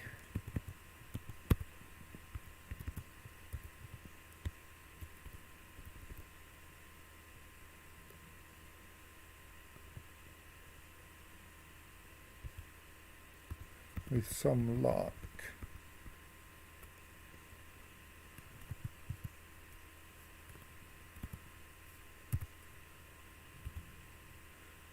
fairly shortly actually have some yarn which, if we're organised, we can weave into cloth.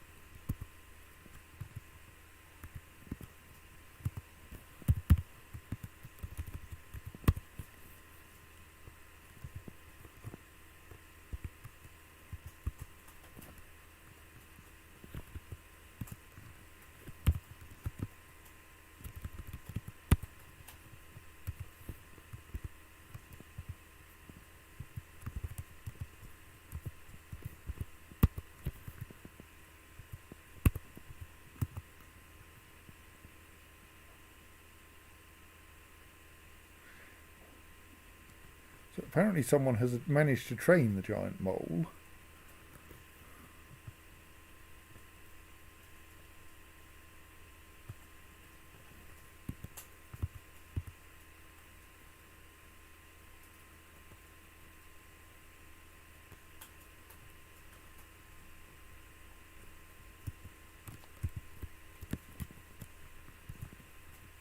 Or maybe it was a llama, not an alpaca. Do llamas produce yarn?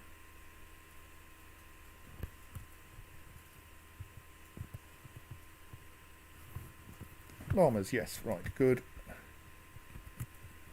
Llamas are fine. Llamas will do the job nicely. Pretty sure that you and at are not things that we can butcher.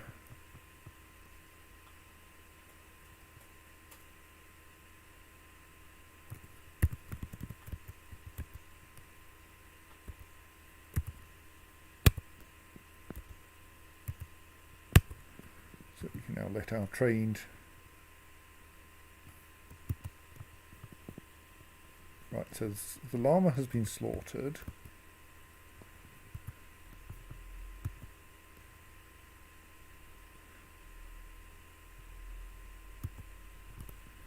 So now, all being well,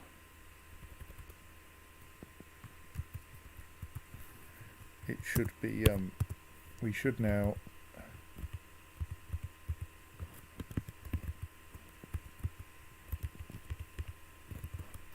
get spun into thread over here.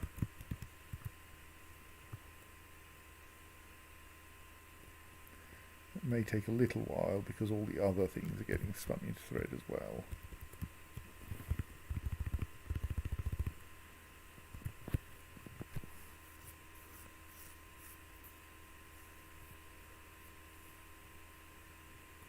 But actually what we could do in order to speed that up is to forbid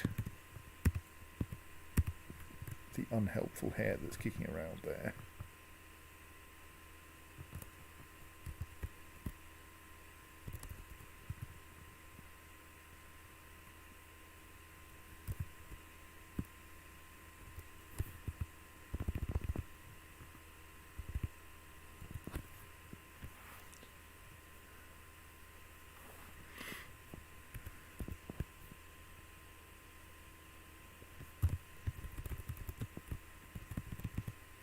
So we now have quite a large quantity of llama wool.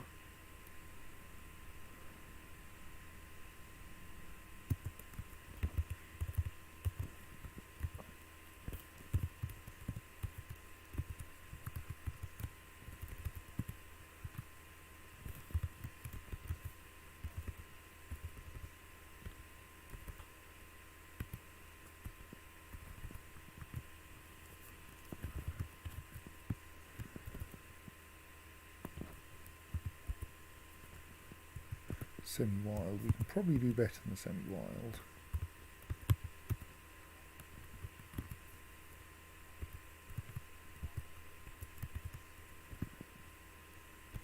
Good night, Claire.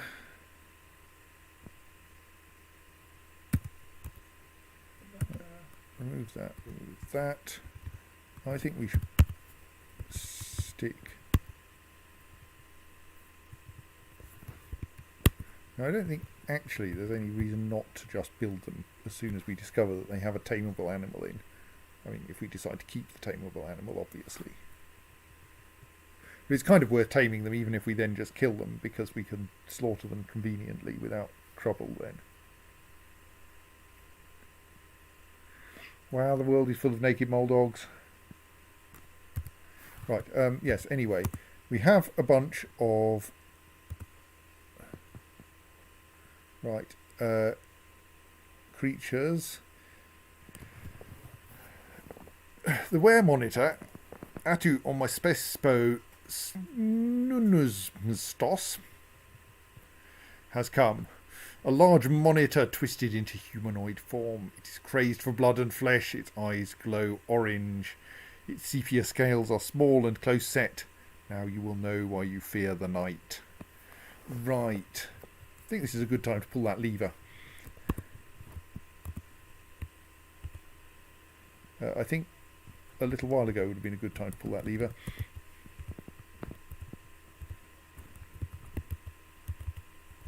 Right, well, let's pull the lever anyway, because that will at least keep everything else out.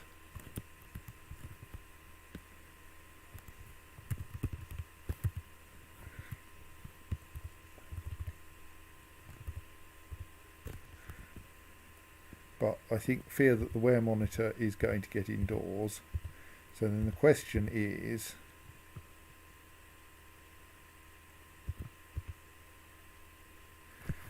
oh dear,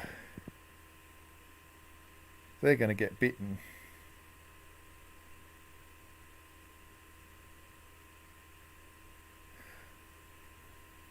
A wear monitor is probably not able to avoid traps though. Right. Optimism. Unforbid that door.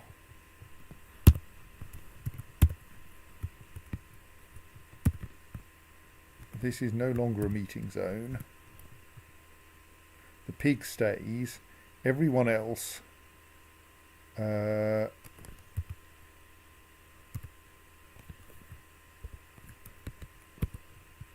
out of the ante-room. And let's hope that they can get in. No one gets bitten.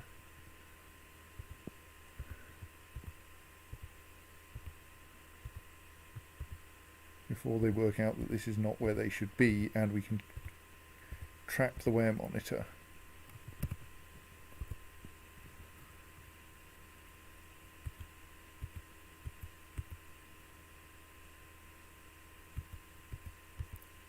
It was apparently a swords dwarf that it met out on the surface that I completely didn't notice because it wasn't one of mine.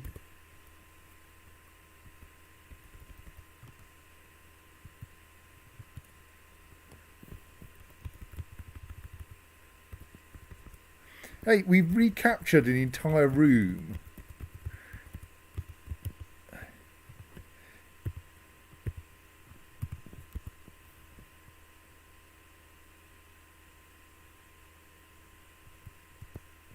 Okay, the wear monitor comes with a nice pair of steel chain leggings though.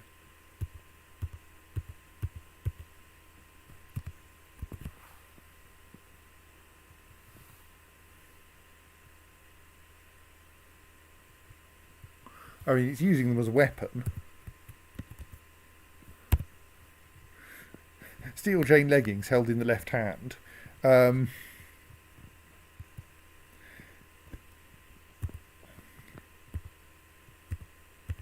I mean, I don't hold out much hope for that poor animal caretaker.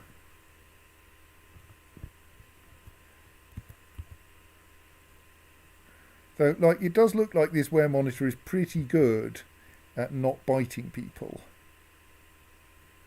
Because why bite them when you can thrash them with a pair of leggings?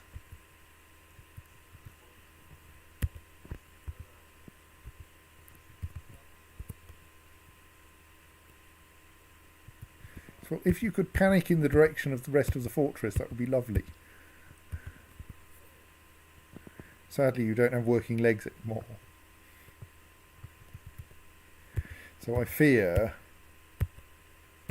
that even if we wanted to save you, and you're an animal trainer, we don't really care. Animal caretaker, sorry.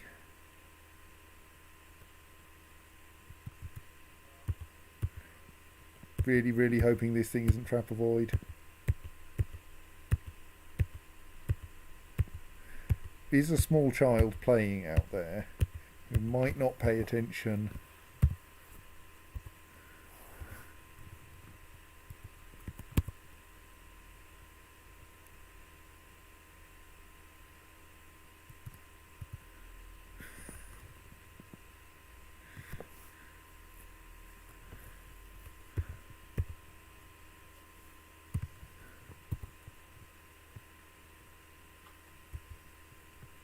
That you don't need to be horrified by being attacked by a llama skin.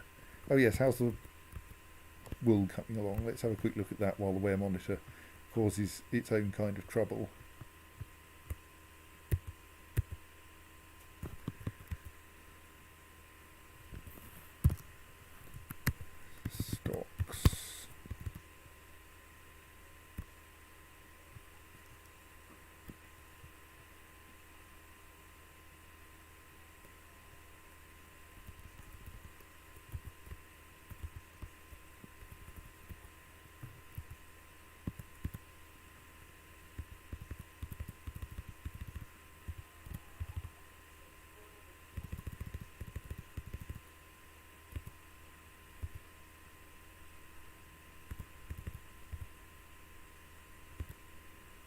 quite sure where the wool will be if it's not been spun yet.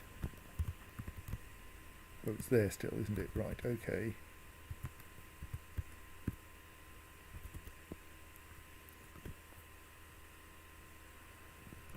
Someone is off fetching the wrong wool, probably.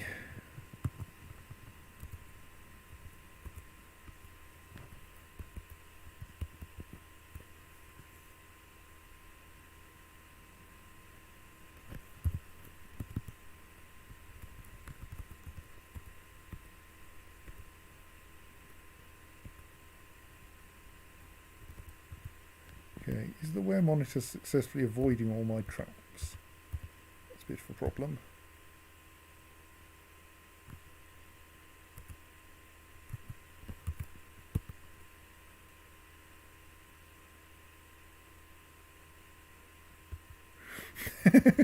I have improved my misc object. That was satisfying, says the wear monitor. Right, okay. I think that this wear monitor needs either taking down by the military. Because I don't think this wear monitor is able to be trapped.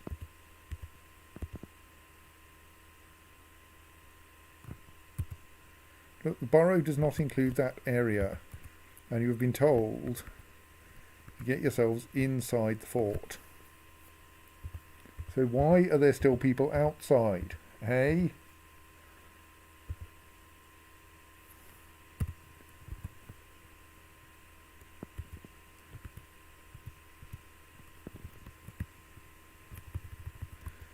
Oh well. Let us send some military dwarves after the wear monitor and just hope they don't catch it. There's too many people out there for me to feel comfortable just locking them out.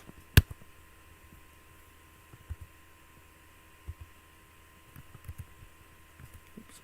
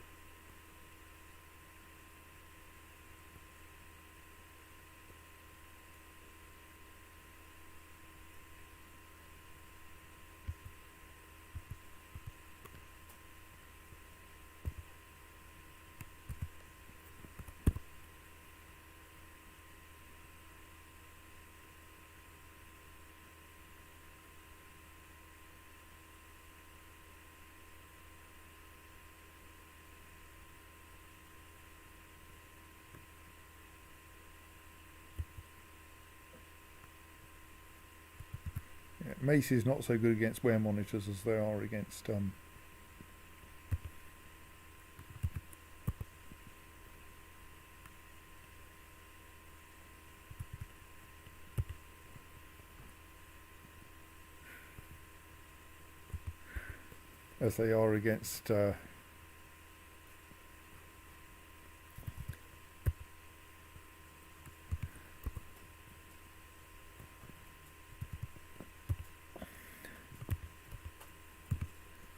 undead. But like this mace is breaking every bone in the wear monitor's body.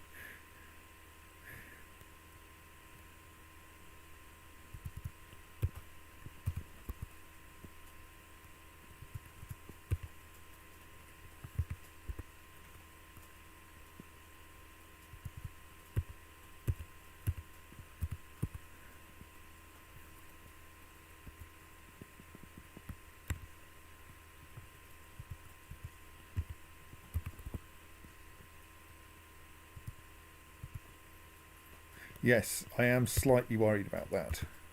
that it may start biting people more now. I mean, it's bitten some people already, but they mostly died shortly afterwards, so it doesn't really matter. Kind of hoping that people will have enough armour that this isn't a problem, but...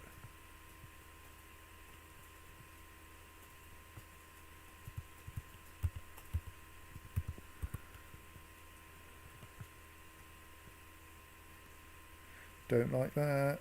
Bites the hammer dwarf. Right, which hammer dwarf is that?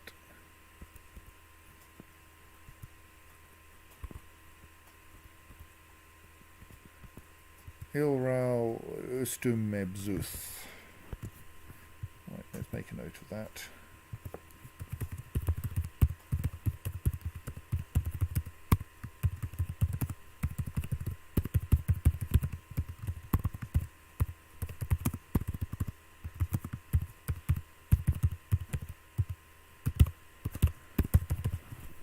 Right, just in case we can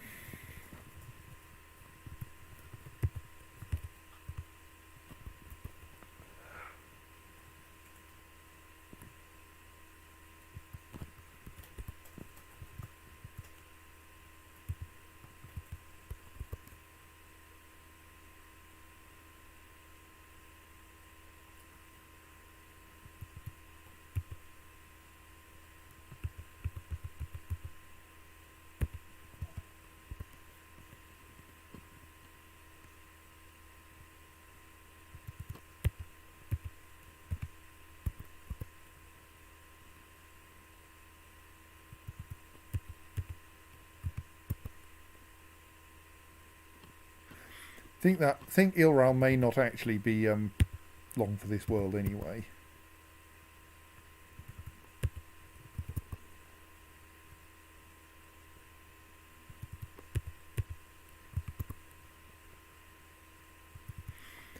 Which is kind of good because it means the other dwarves will get a chance to kill the thing, maybe.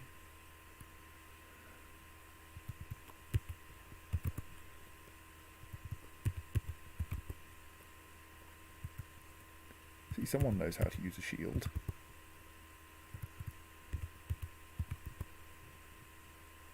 Ah.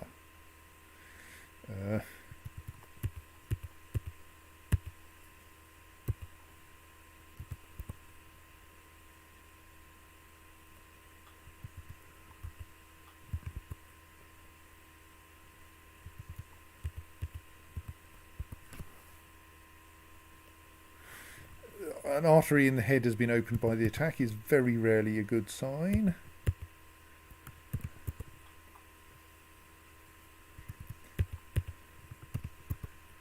Actually, we should probably, now I think of it, send our, like, sensibly, terrifying crossbow dwarves in here, because of course they're useless against the undead, but something that can bleed, something that has organs.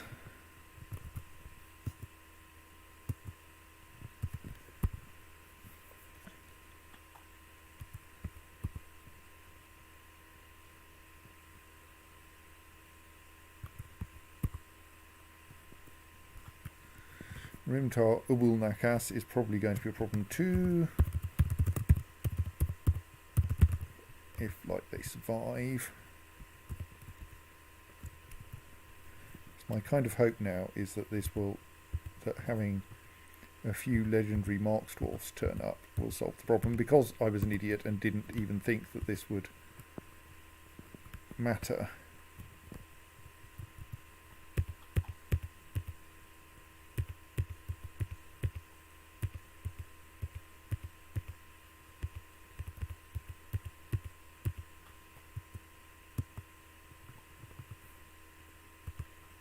Oh,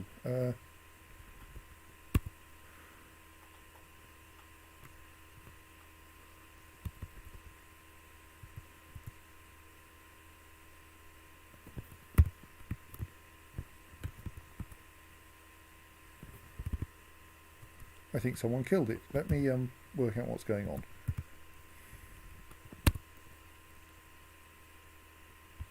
Possibly it just died of bleeding to death all over the place, but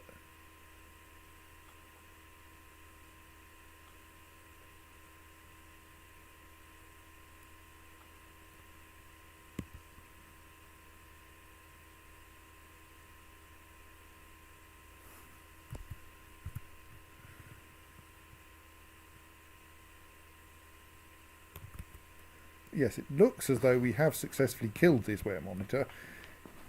Completely incapable of trapping it. There's teeth all over the bloody place. Unforbid those steel chain leggings, those will be useful.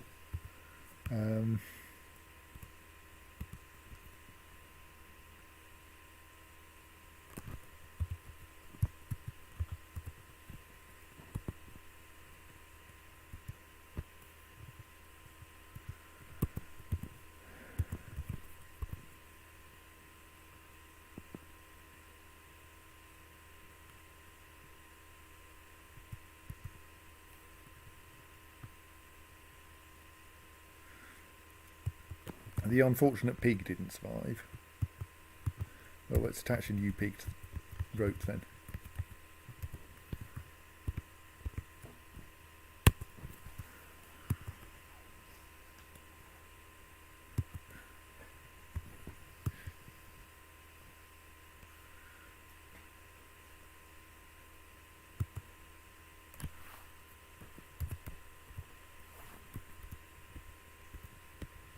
Okay, I wasn't expecting someone to be found dead there, I will admit. That's leaving me slightly worried. Well, that's fine, that's in a... Can the wear monitor arise as a zombie? Good question. Let's not take any chances. I think it will be treated... Well, we'll see if it looks like we can butcher it, but... if it doesn't get treated as butcherable...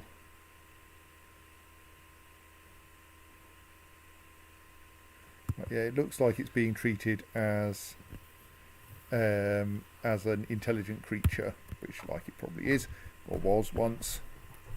So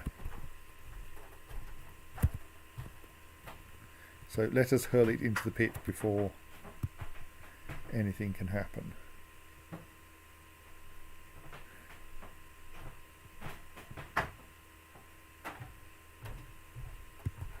I think meanwhile I should actually build another pressure plate. Oh, you would need an intelligent creature. No thank you.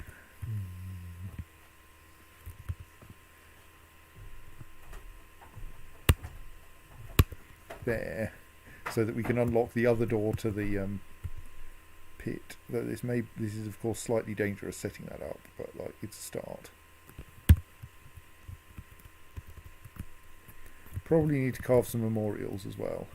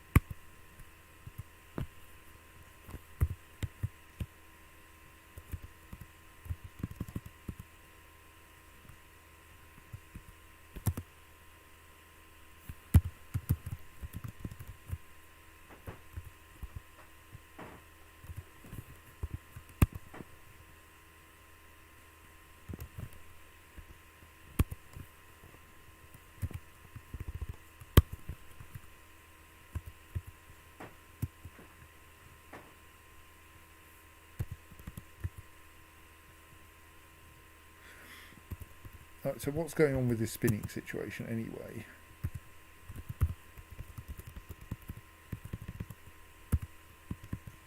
No, I didn't mean... No.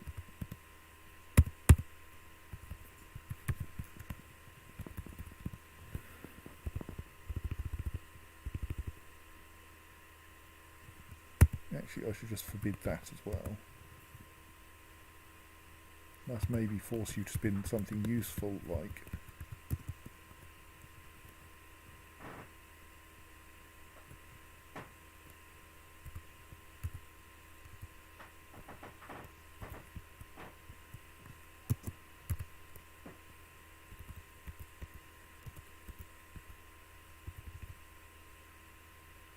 God damn it! Oh no, no, that's still. That is still a corpse. What just came to life? Ignis das not Nikat.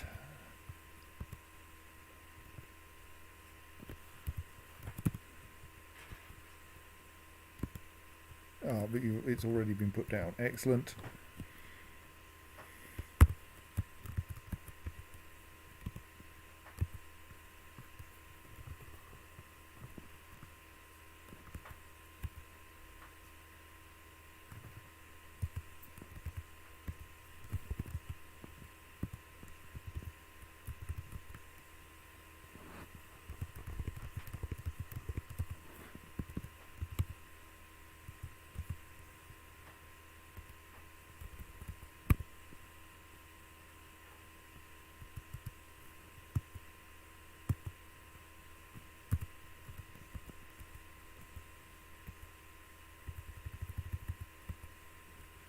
Donkey is probably.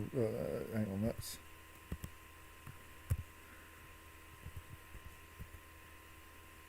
Alright, no, the donkey mutilated corpse is inside the ring of traps. So, all being well,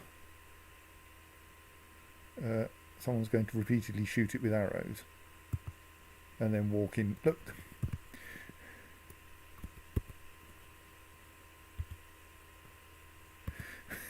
There's a nice ring of traps around that donkey. If you just stand one square further away from it, it will walk into the trap and it will be in a cage. But are you going to do that? No. You're going to go up to it and punch it instead.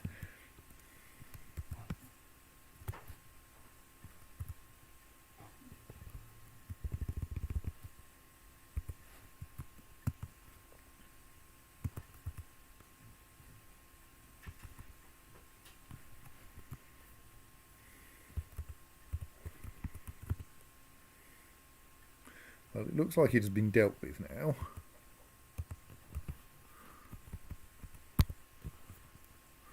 Because someone kicked it in the head.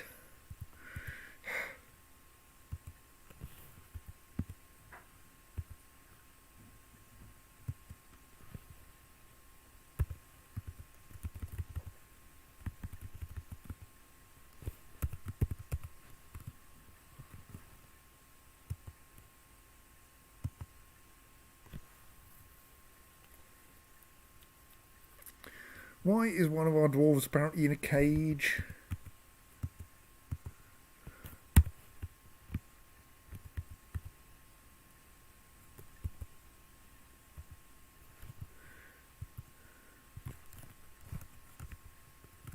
I mean, Ilral was one of the ones I was suspicious of, but I think he may just have been knocked out inconveniently on top of a cage trap.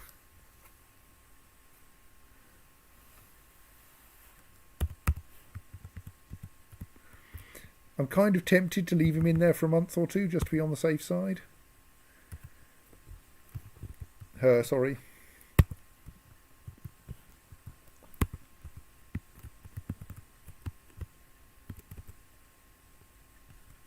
If you're semi-wild, I'll leave you to become wild again and then get out.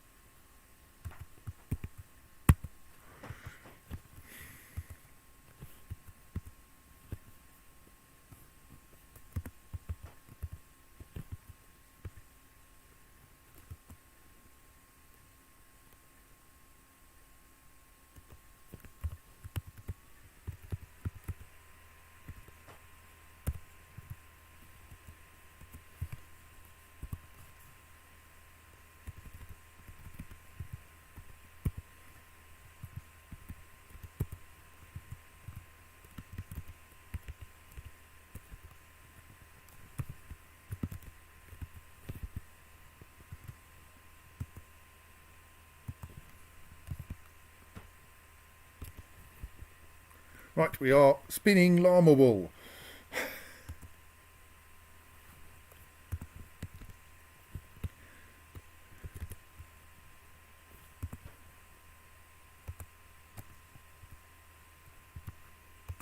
Right. God damn it. And then the person who was doing the spinning got distracted. Have we got another spinner?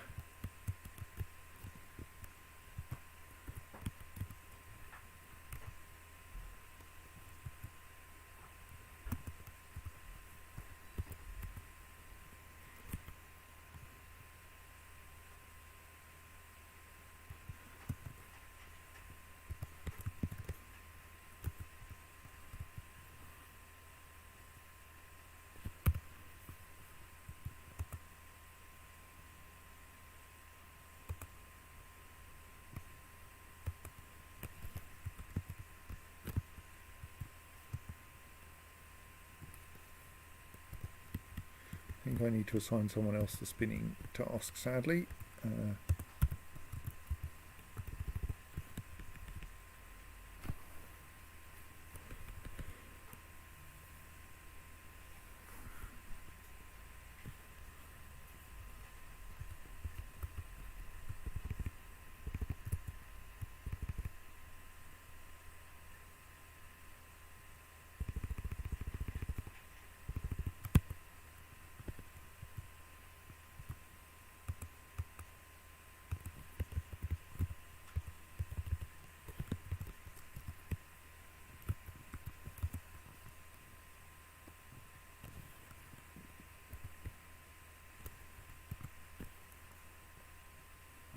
Oh, come on.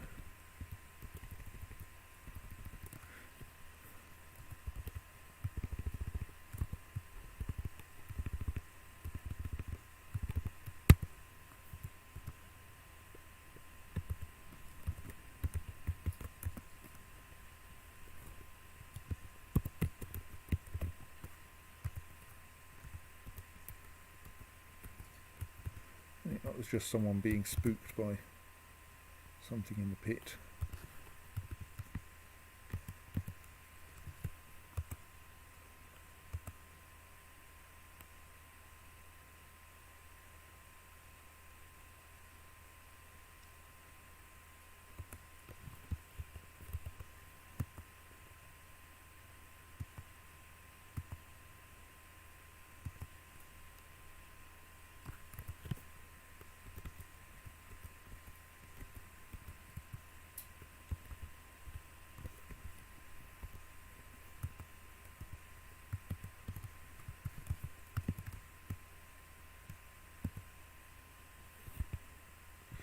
Someone is attempting to spin the llama wool again.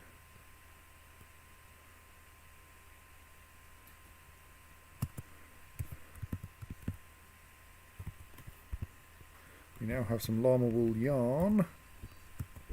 So all being well, the loom will have automatically queued a job to weave it. Right. And we even have a weaver assigned to the job. Right.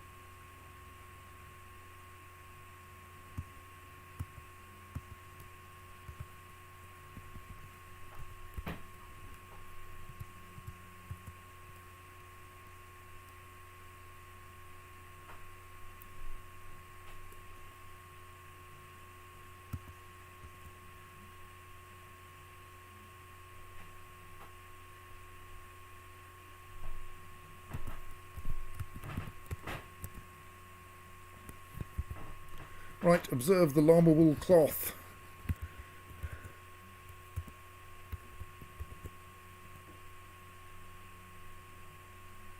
Observe the mad dwarf coming to collect the llama wool cloth.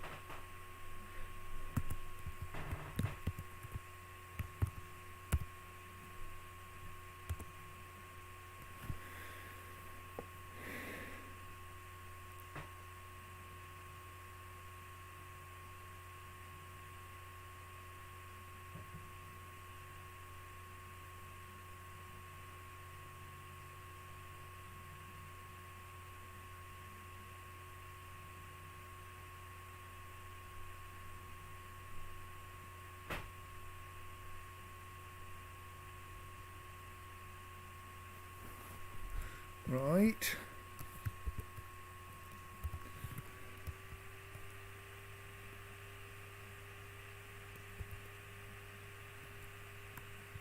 Are you now going to tell me that there are no rough gems left in my fort because I've been so efficient at cutting them? I mean, it won't take long to make more, but...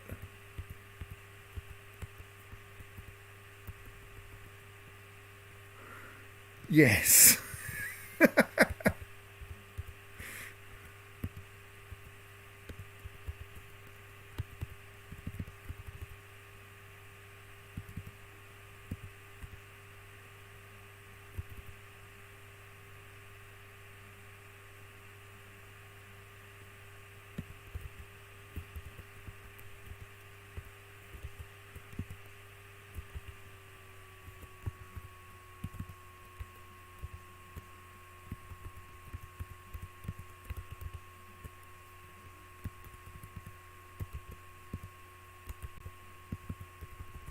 See if there are any accessible from the caverns.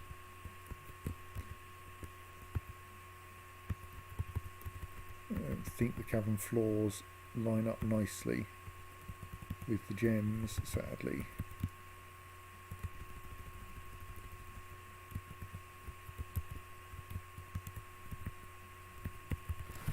I think our best bet is going to be to dig them out of a room where I have not already removed them.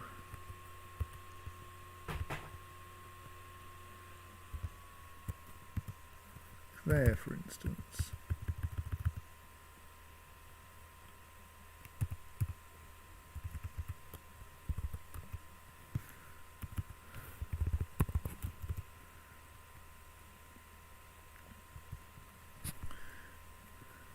Oh yes, and while we're here,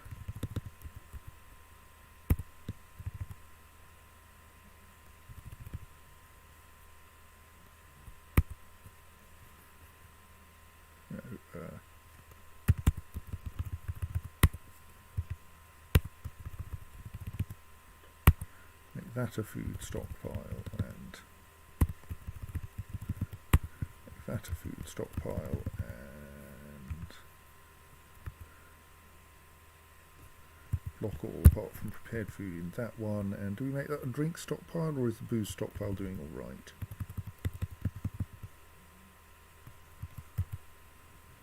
Booze doesn't rot anyway, so who cares?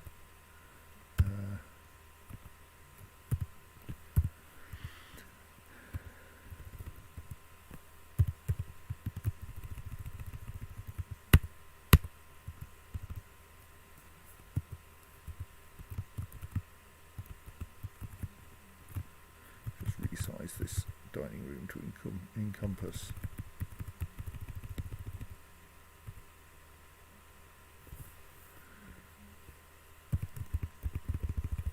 everything.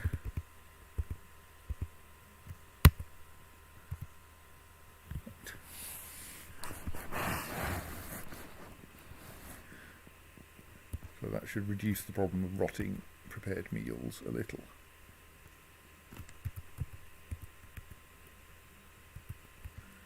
Individual heads of things are probably not a serious problem. So yes, we should pay attention to those gems there.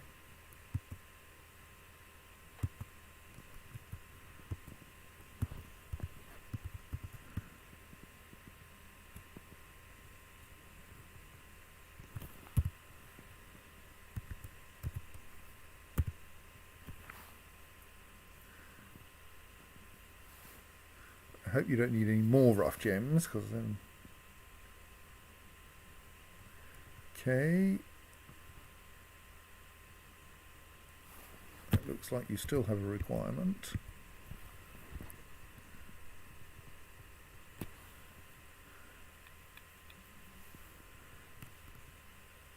So what do you currently have in stock? You currently have rock, cloth, rough, wood, rough. Cloth, rough, wood, rough, tanned hide. I think you want a third rough gem, don't you? Let's just check whether we've got any. Check that we have leather.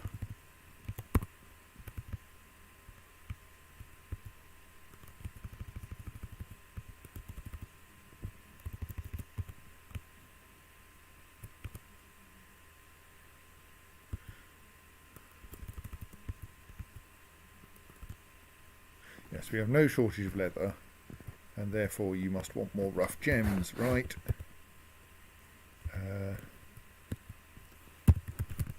Let's just reinstate that wall because it's unfortunate to leave it blank.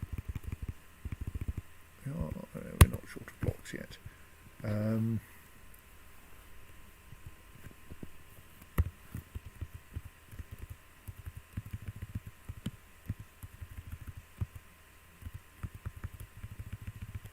As I recall, some of these cavern layers were actually quite well off for gems. So it's quite tempting just to go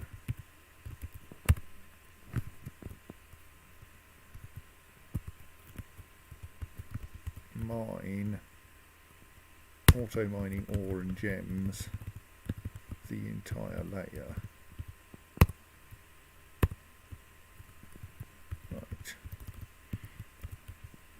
Sorry to those of you who had nice gem walls in your rooms. We need them for other purposes.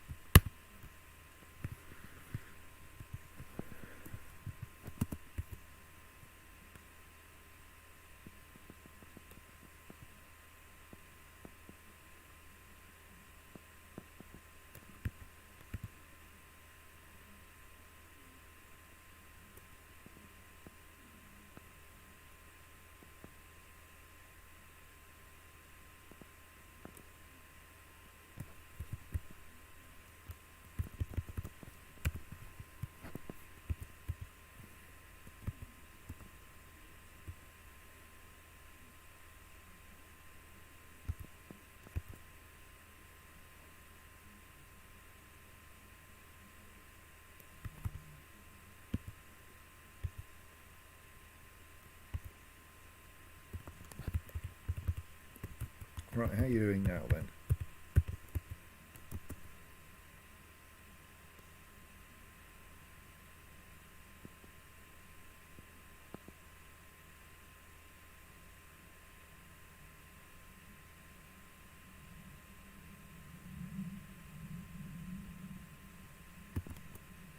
You've begun a mysterious construction. Excellent. Right.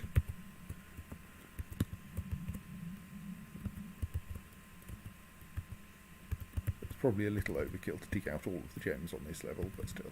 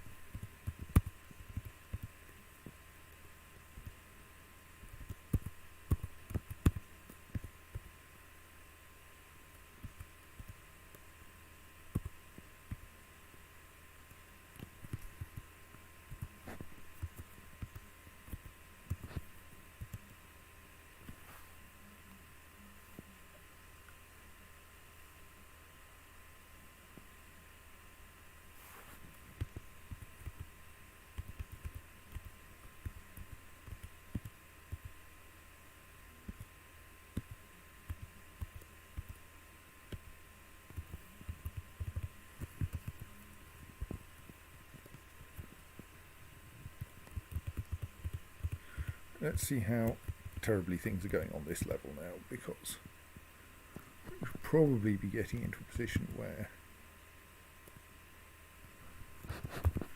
things are reasonably tidy.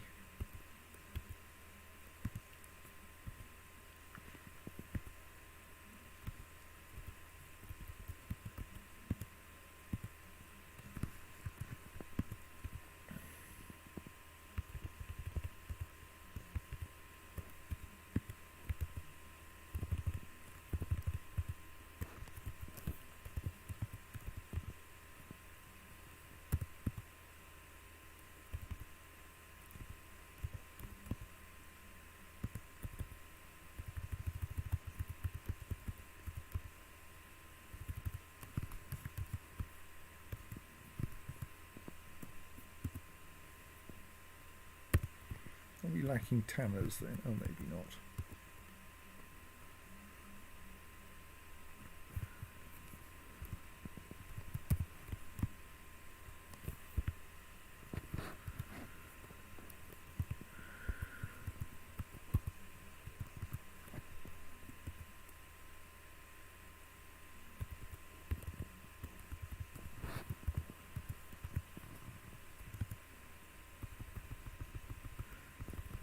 Not while there are still plenty of rhinoceros corpses on the surface, I'm afraid.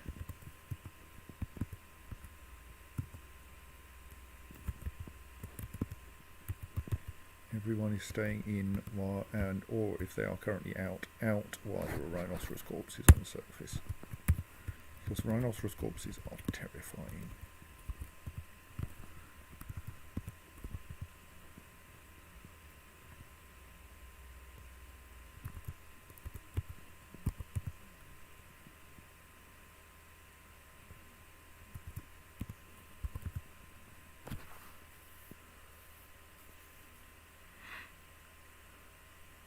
Didn't even notice we had a rampaging goblin.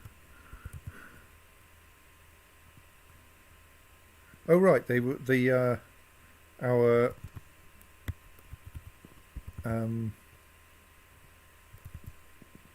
thing. Wear monitor was a rampaging goblin apparently in their other life. Right, we've run out of space to build new memorials, so I think I'm going to have to enlarge the temple just to give us more space to build memorials in.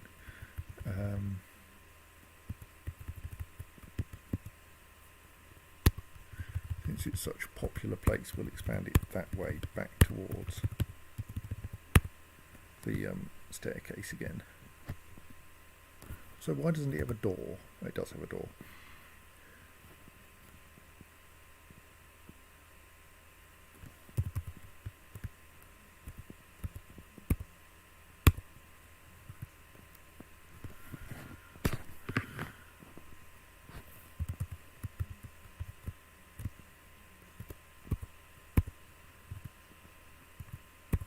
Right.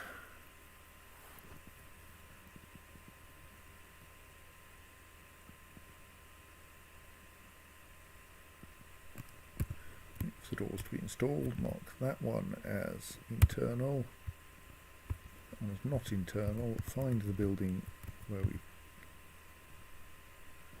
this and resize. Oh, that door needs to be marked as internal as well, and somehow wasn't.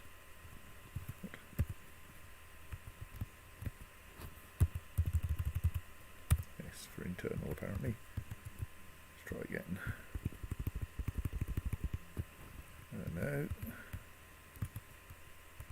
That one's internal, that one's internal, that one's not internal. R to resize room, and press plus repeatedly, and it will actually span the entire space.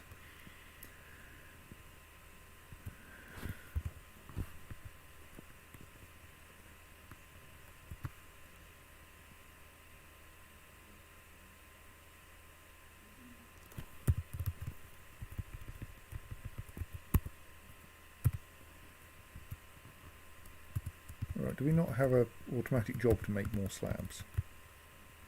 Oh no, we probably do, but currently the place where we would make the slabs is busy. So is that an unengraved slab there? it is. I bet we've got someone we want to memorialise.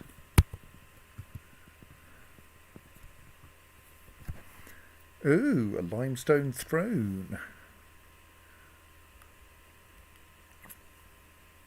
Claims it as an heirloom. Can I look up what heirlooms mean?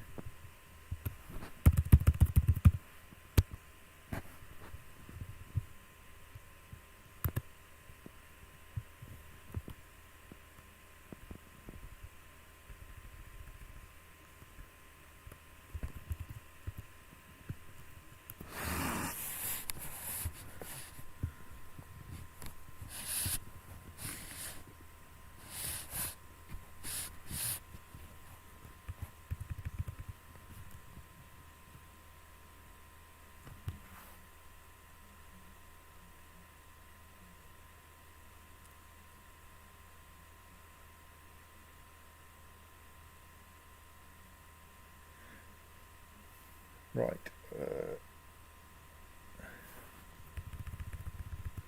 So I don't think the fact that it is an heirloom is of any great significance to us. But like maybe we should put it in a room belonging to the person who has claimed it. Zanag Rodderstinfed.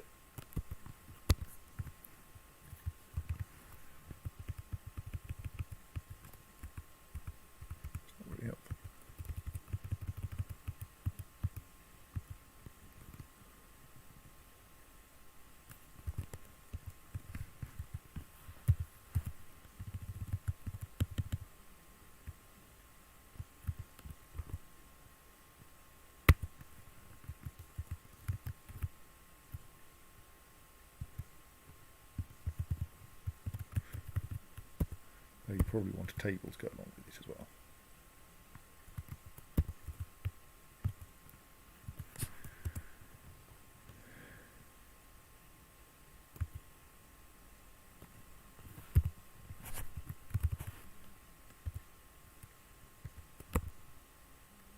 Q, that's valuable.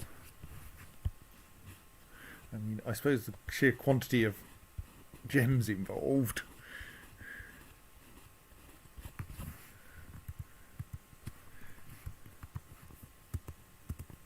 should help with that.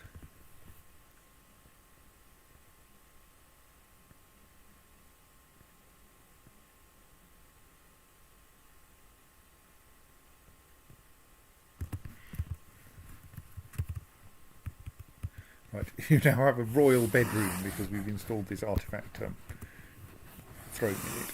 I hope that's fine and doesn't cause any serious social problems.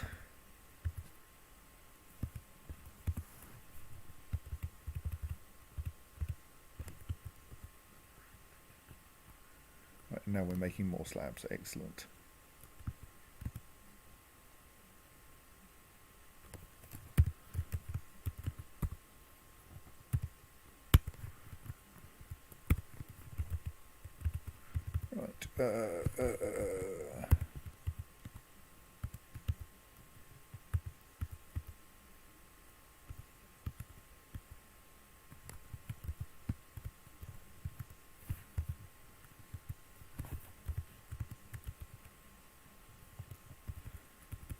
I think the fact that these are not being tagged for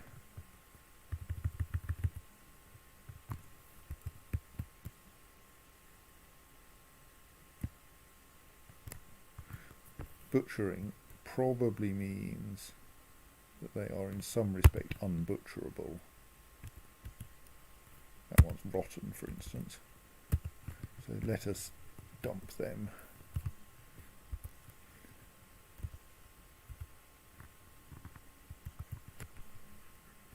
So that seems reasonably safe.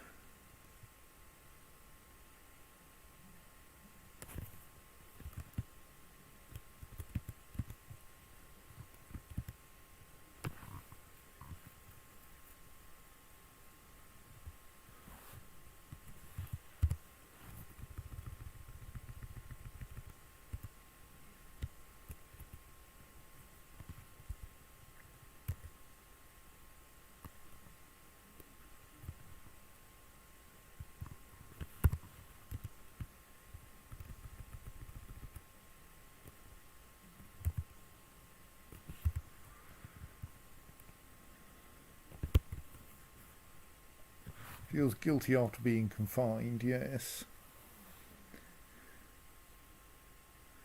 I'm just a bit suspicious.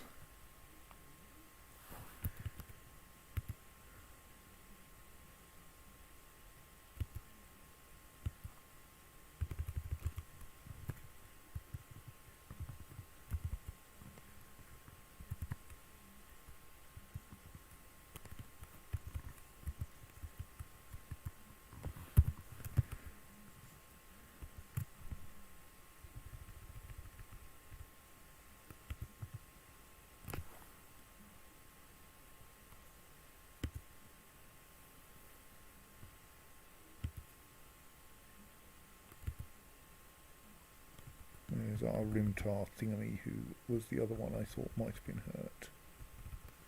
Right.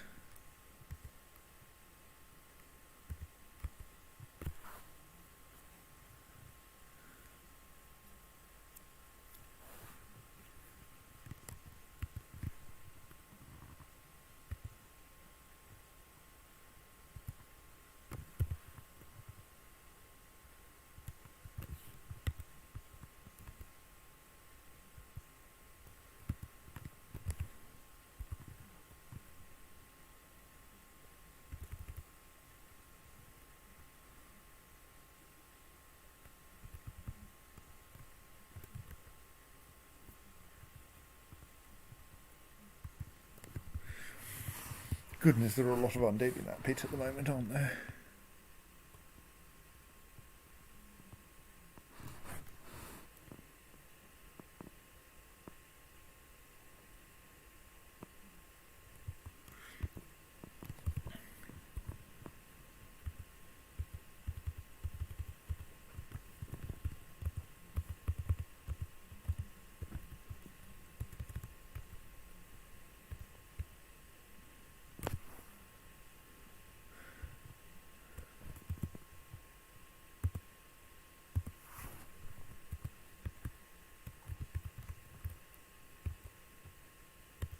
Oh right, I should mark that as pet passport.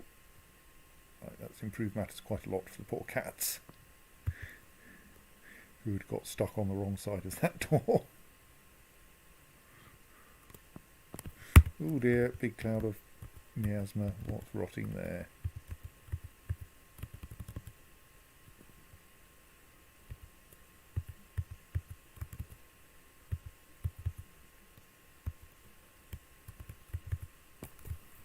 Oh, a donkey tail.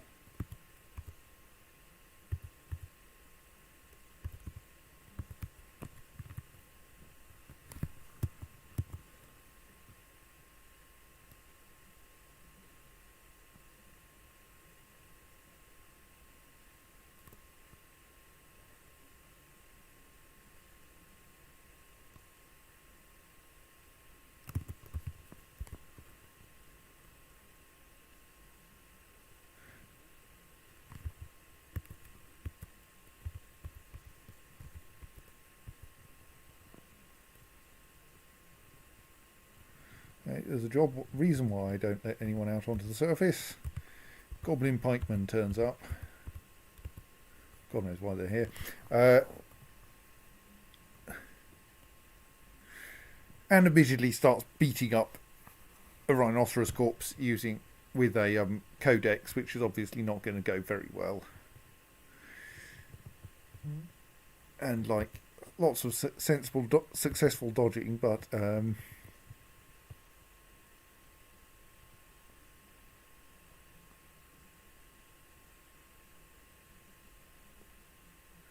eventually gets his leg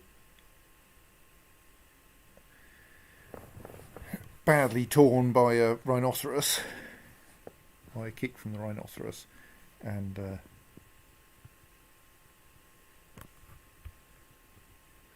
thereafter gets fairly rapidly gored to death.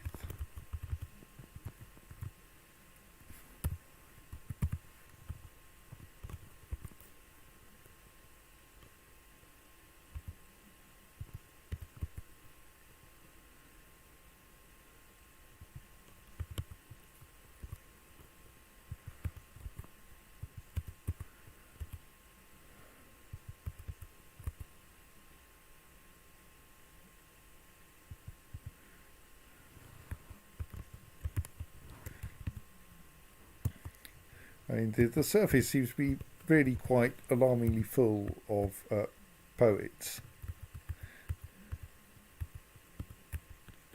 But the thing is that the thing, in addition to poets, that it is full of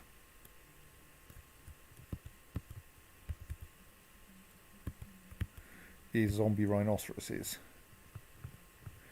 I suspect this goblin was a pikeman in the sense of being really good with a pike.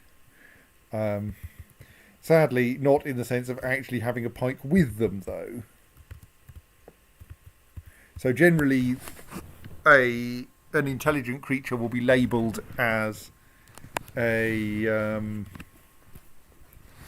as labelled with the skill that they are best in, whether or not they're actually equipped to exercise that skill.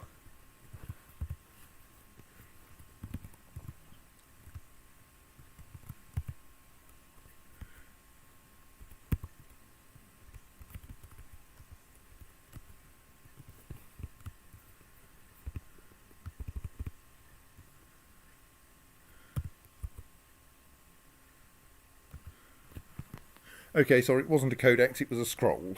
Still, not a useful thing to be beating up a zombie rhinoceros with. I mean, yes, your nice scroll about taxonomy is very nice, but yes, but fundamentally, your nice scroll about taxonomy is not going to save you from 3 zombie rhinoceroses. Neither is the brilliant skill in poetry of the quite large quantity 4 poets we've got wandering around on the surface, along with our local elven cook who is a visitor who is now hungry because I've locked them out on the surface, and I ain't going to let them in while those rhinoceroses are still there.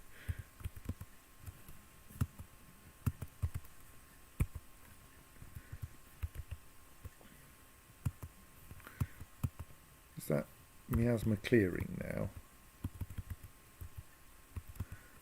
And we've got some hooves, but those can probably be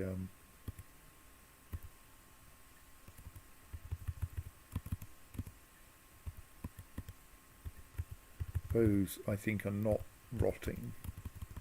I don't think hooves can rot.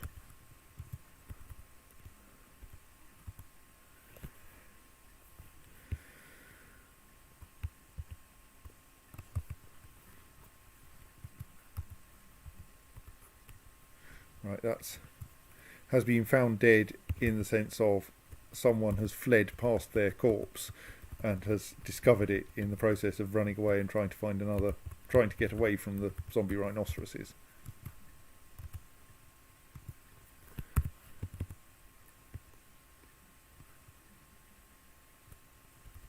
We've got more zombie rhinoceroses now. We apparently have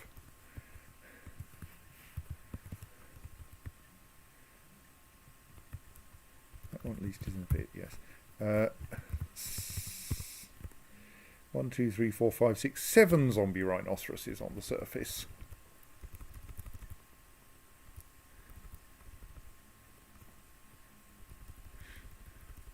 Most of the other undead are where they're meant to be in our pit, but the rhinoceroses are on the surface, killing poets.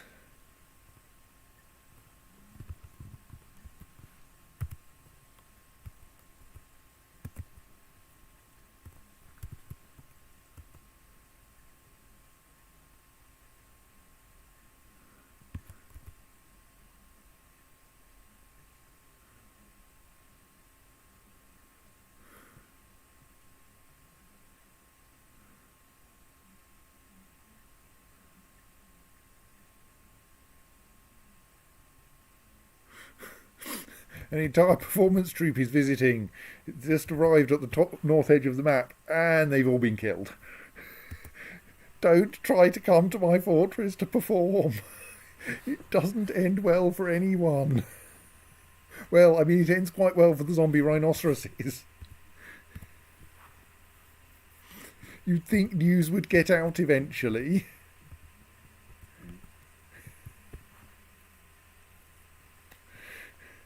Yes, I'm fairly confident that that announcement there, the Crazed Curses, a performance troupe is visiting, is that small cluster of dead humans.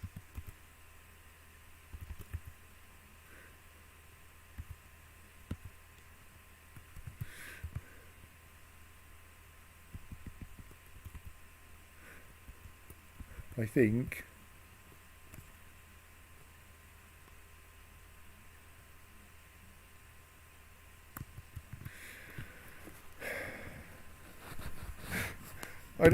I think officially the undead aren't capable of having emotions, but yes, so they probably don't mind slaughtering things.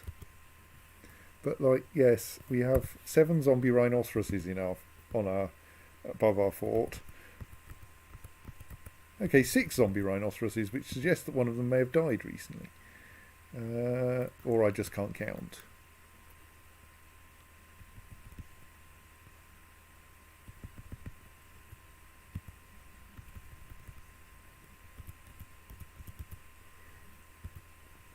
Still, 6 zombie rhinoceroses is quite enough.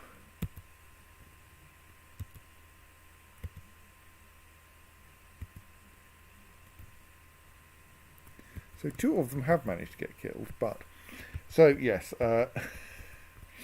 so many dead poets. Right, so I think I'm now kind of not in a terribly bad state. That's organised. We've got somewhere to store spare food now, albeit that it's on the wrong side of the dining rooms. We've got enough space to build more.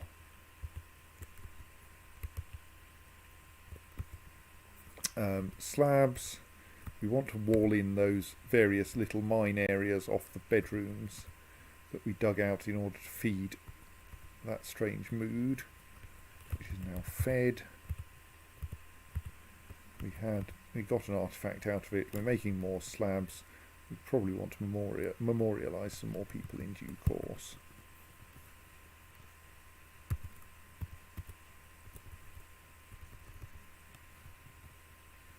But like, I think I don't think have to memorialise anyone who wasn't actually a citizen of the fort. So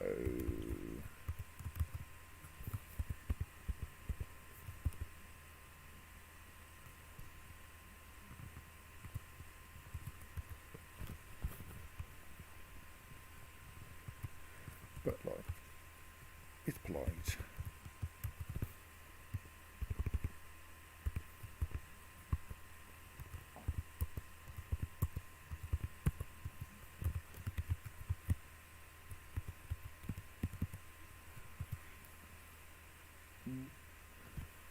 And I think I should reorganise the crafting systems a bit.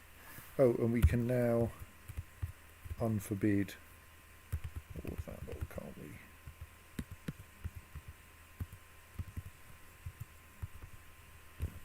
Right, I think we're also in a situation where all of the animals that we asked to have killed have been killed.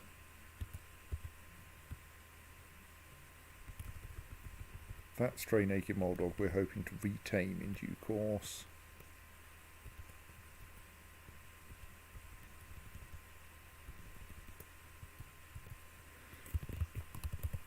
We may or may not still have far too many pigs. We have 1 potential were monitor dwarf currently locked away. The last were monitor was pretty terrifying. So I think, yes, I have a note of who the other possible one is, being Rimtar Ubulnakas.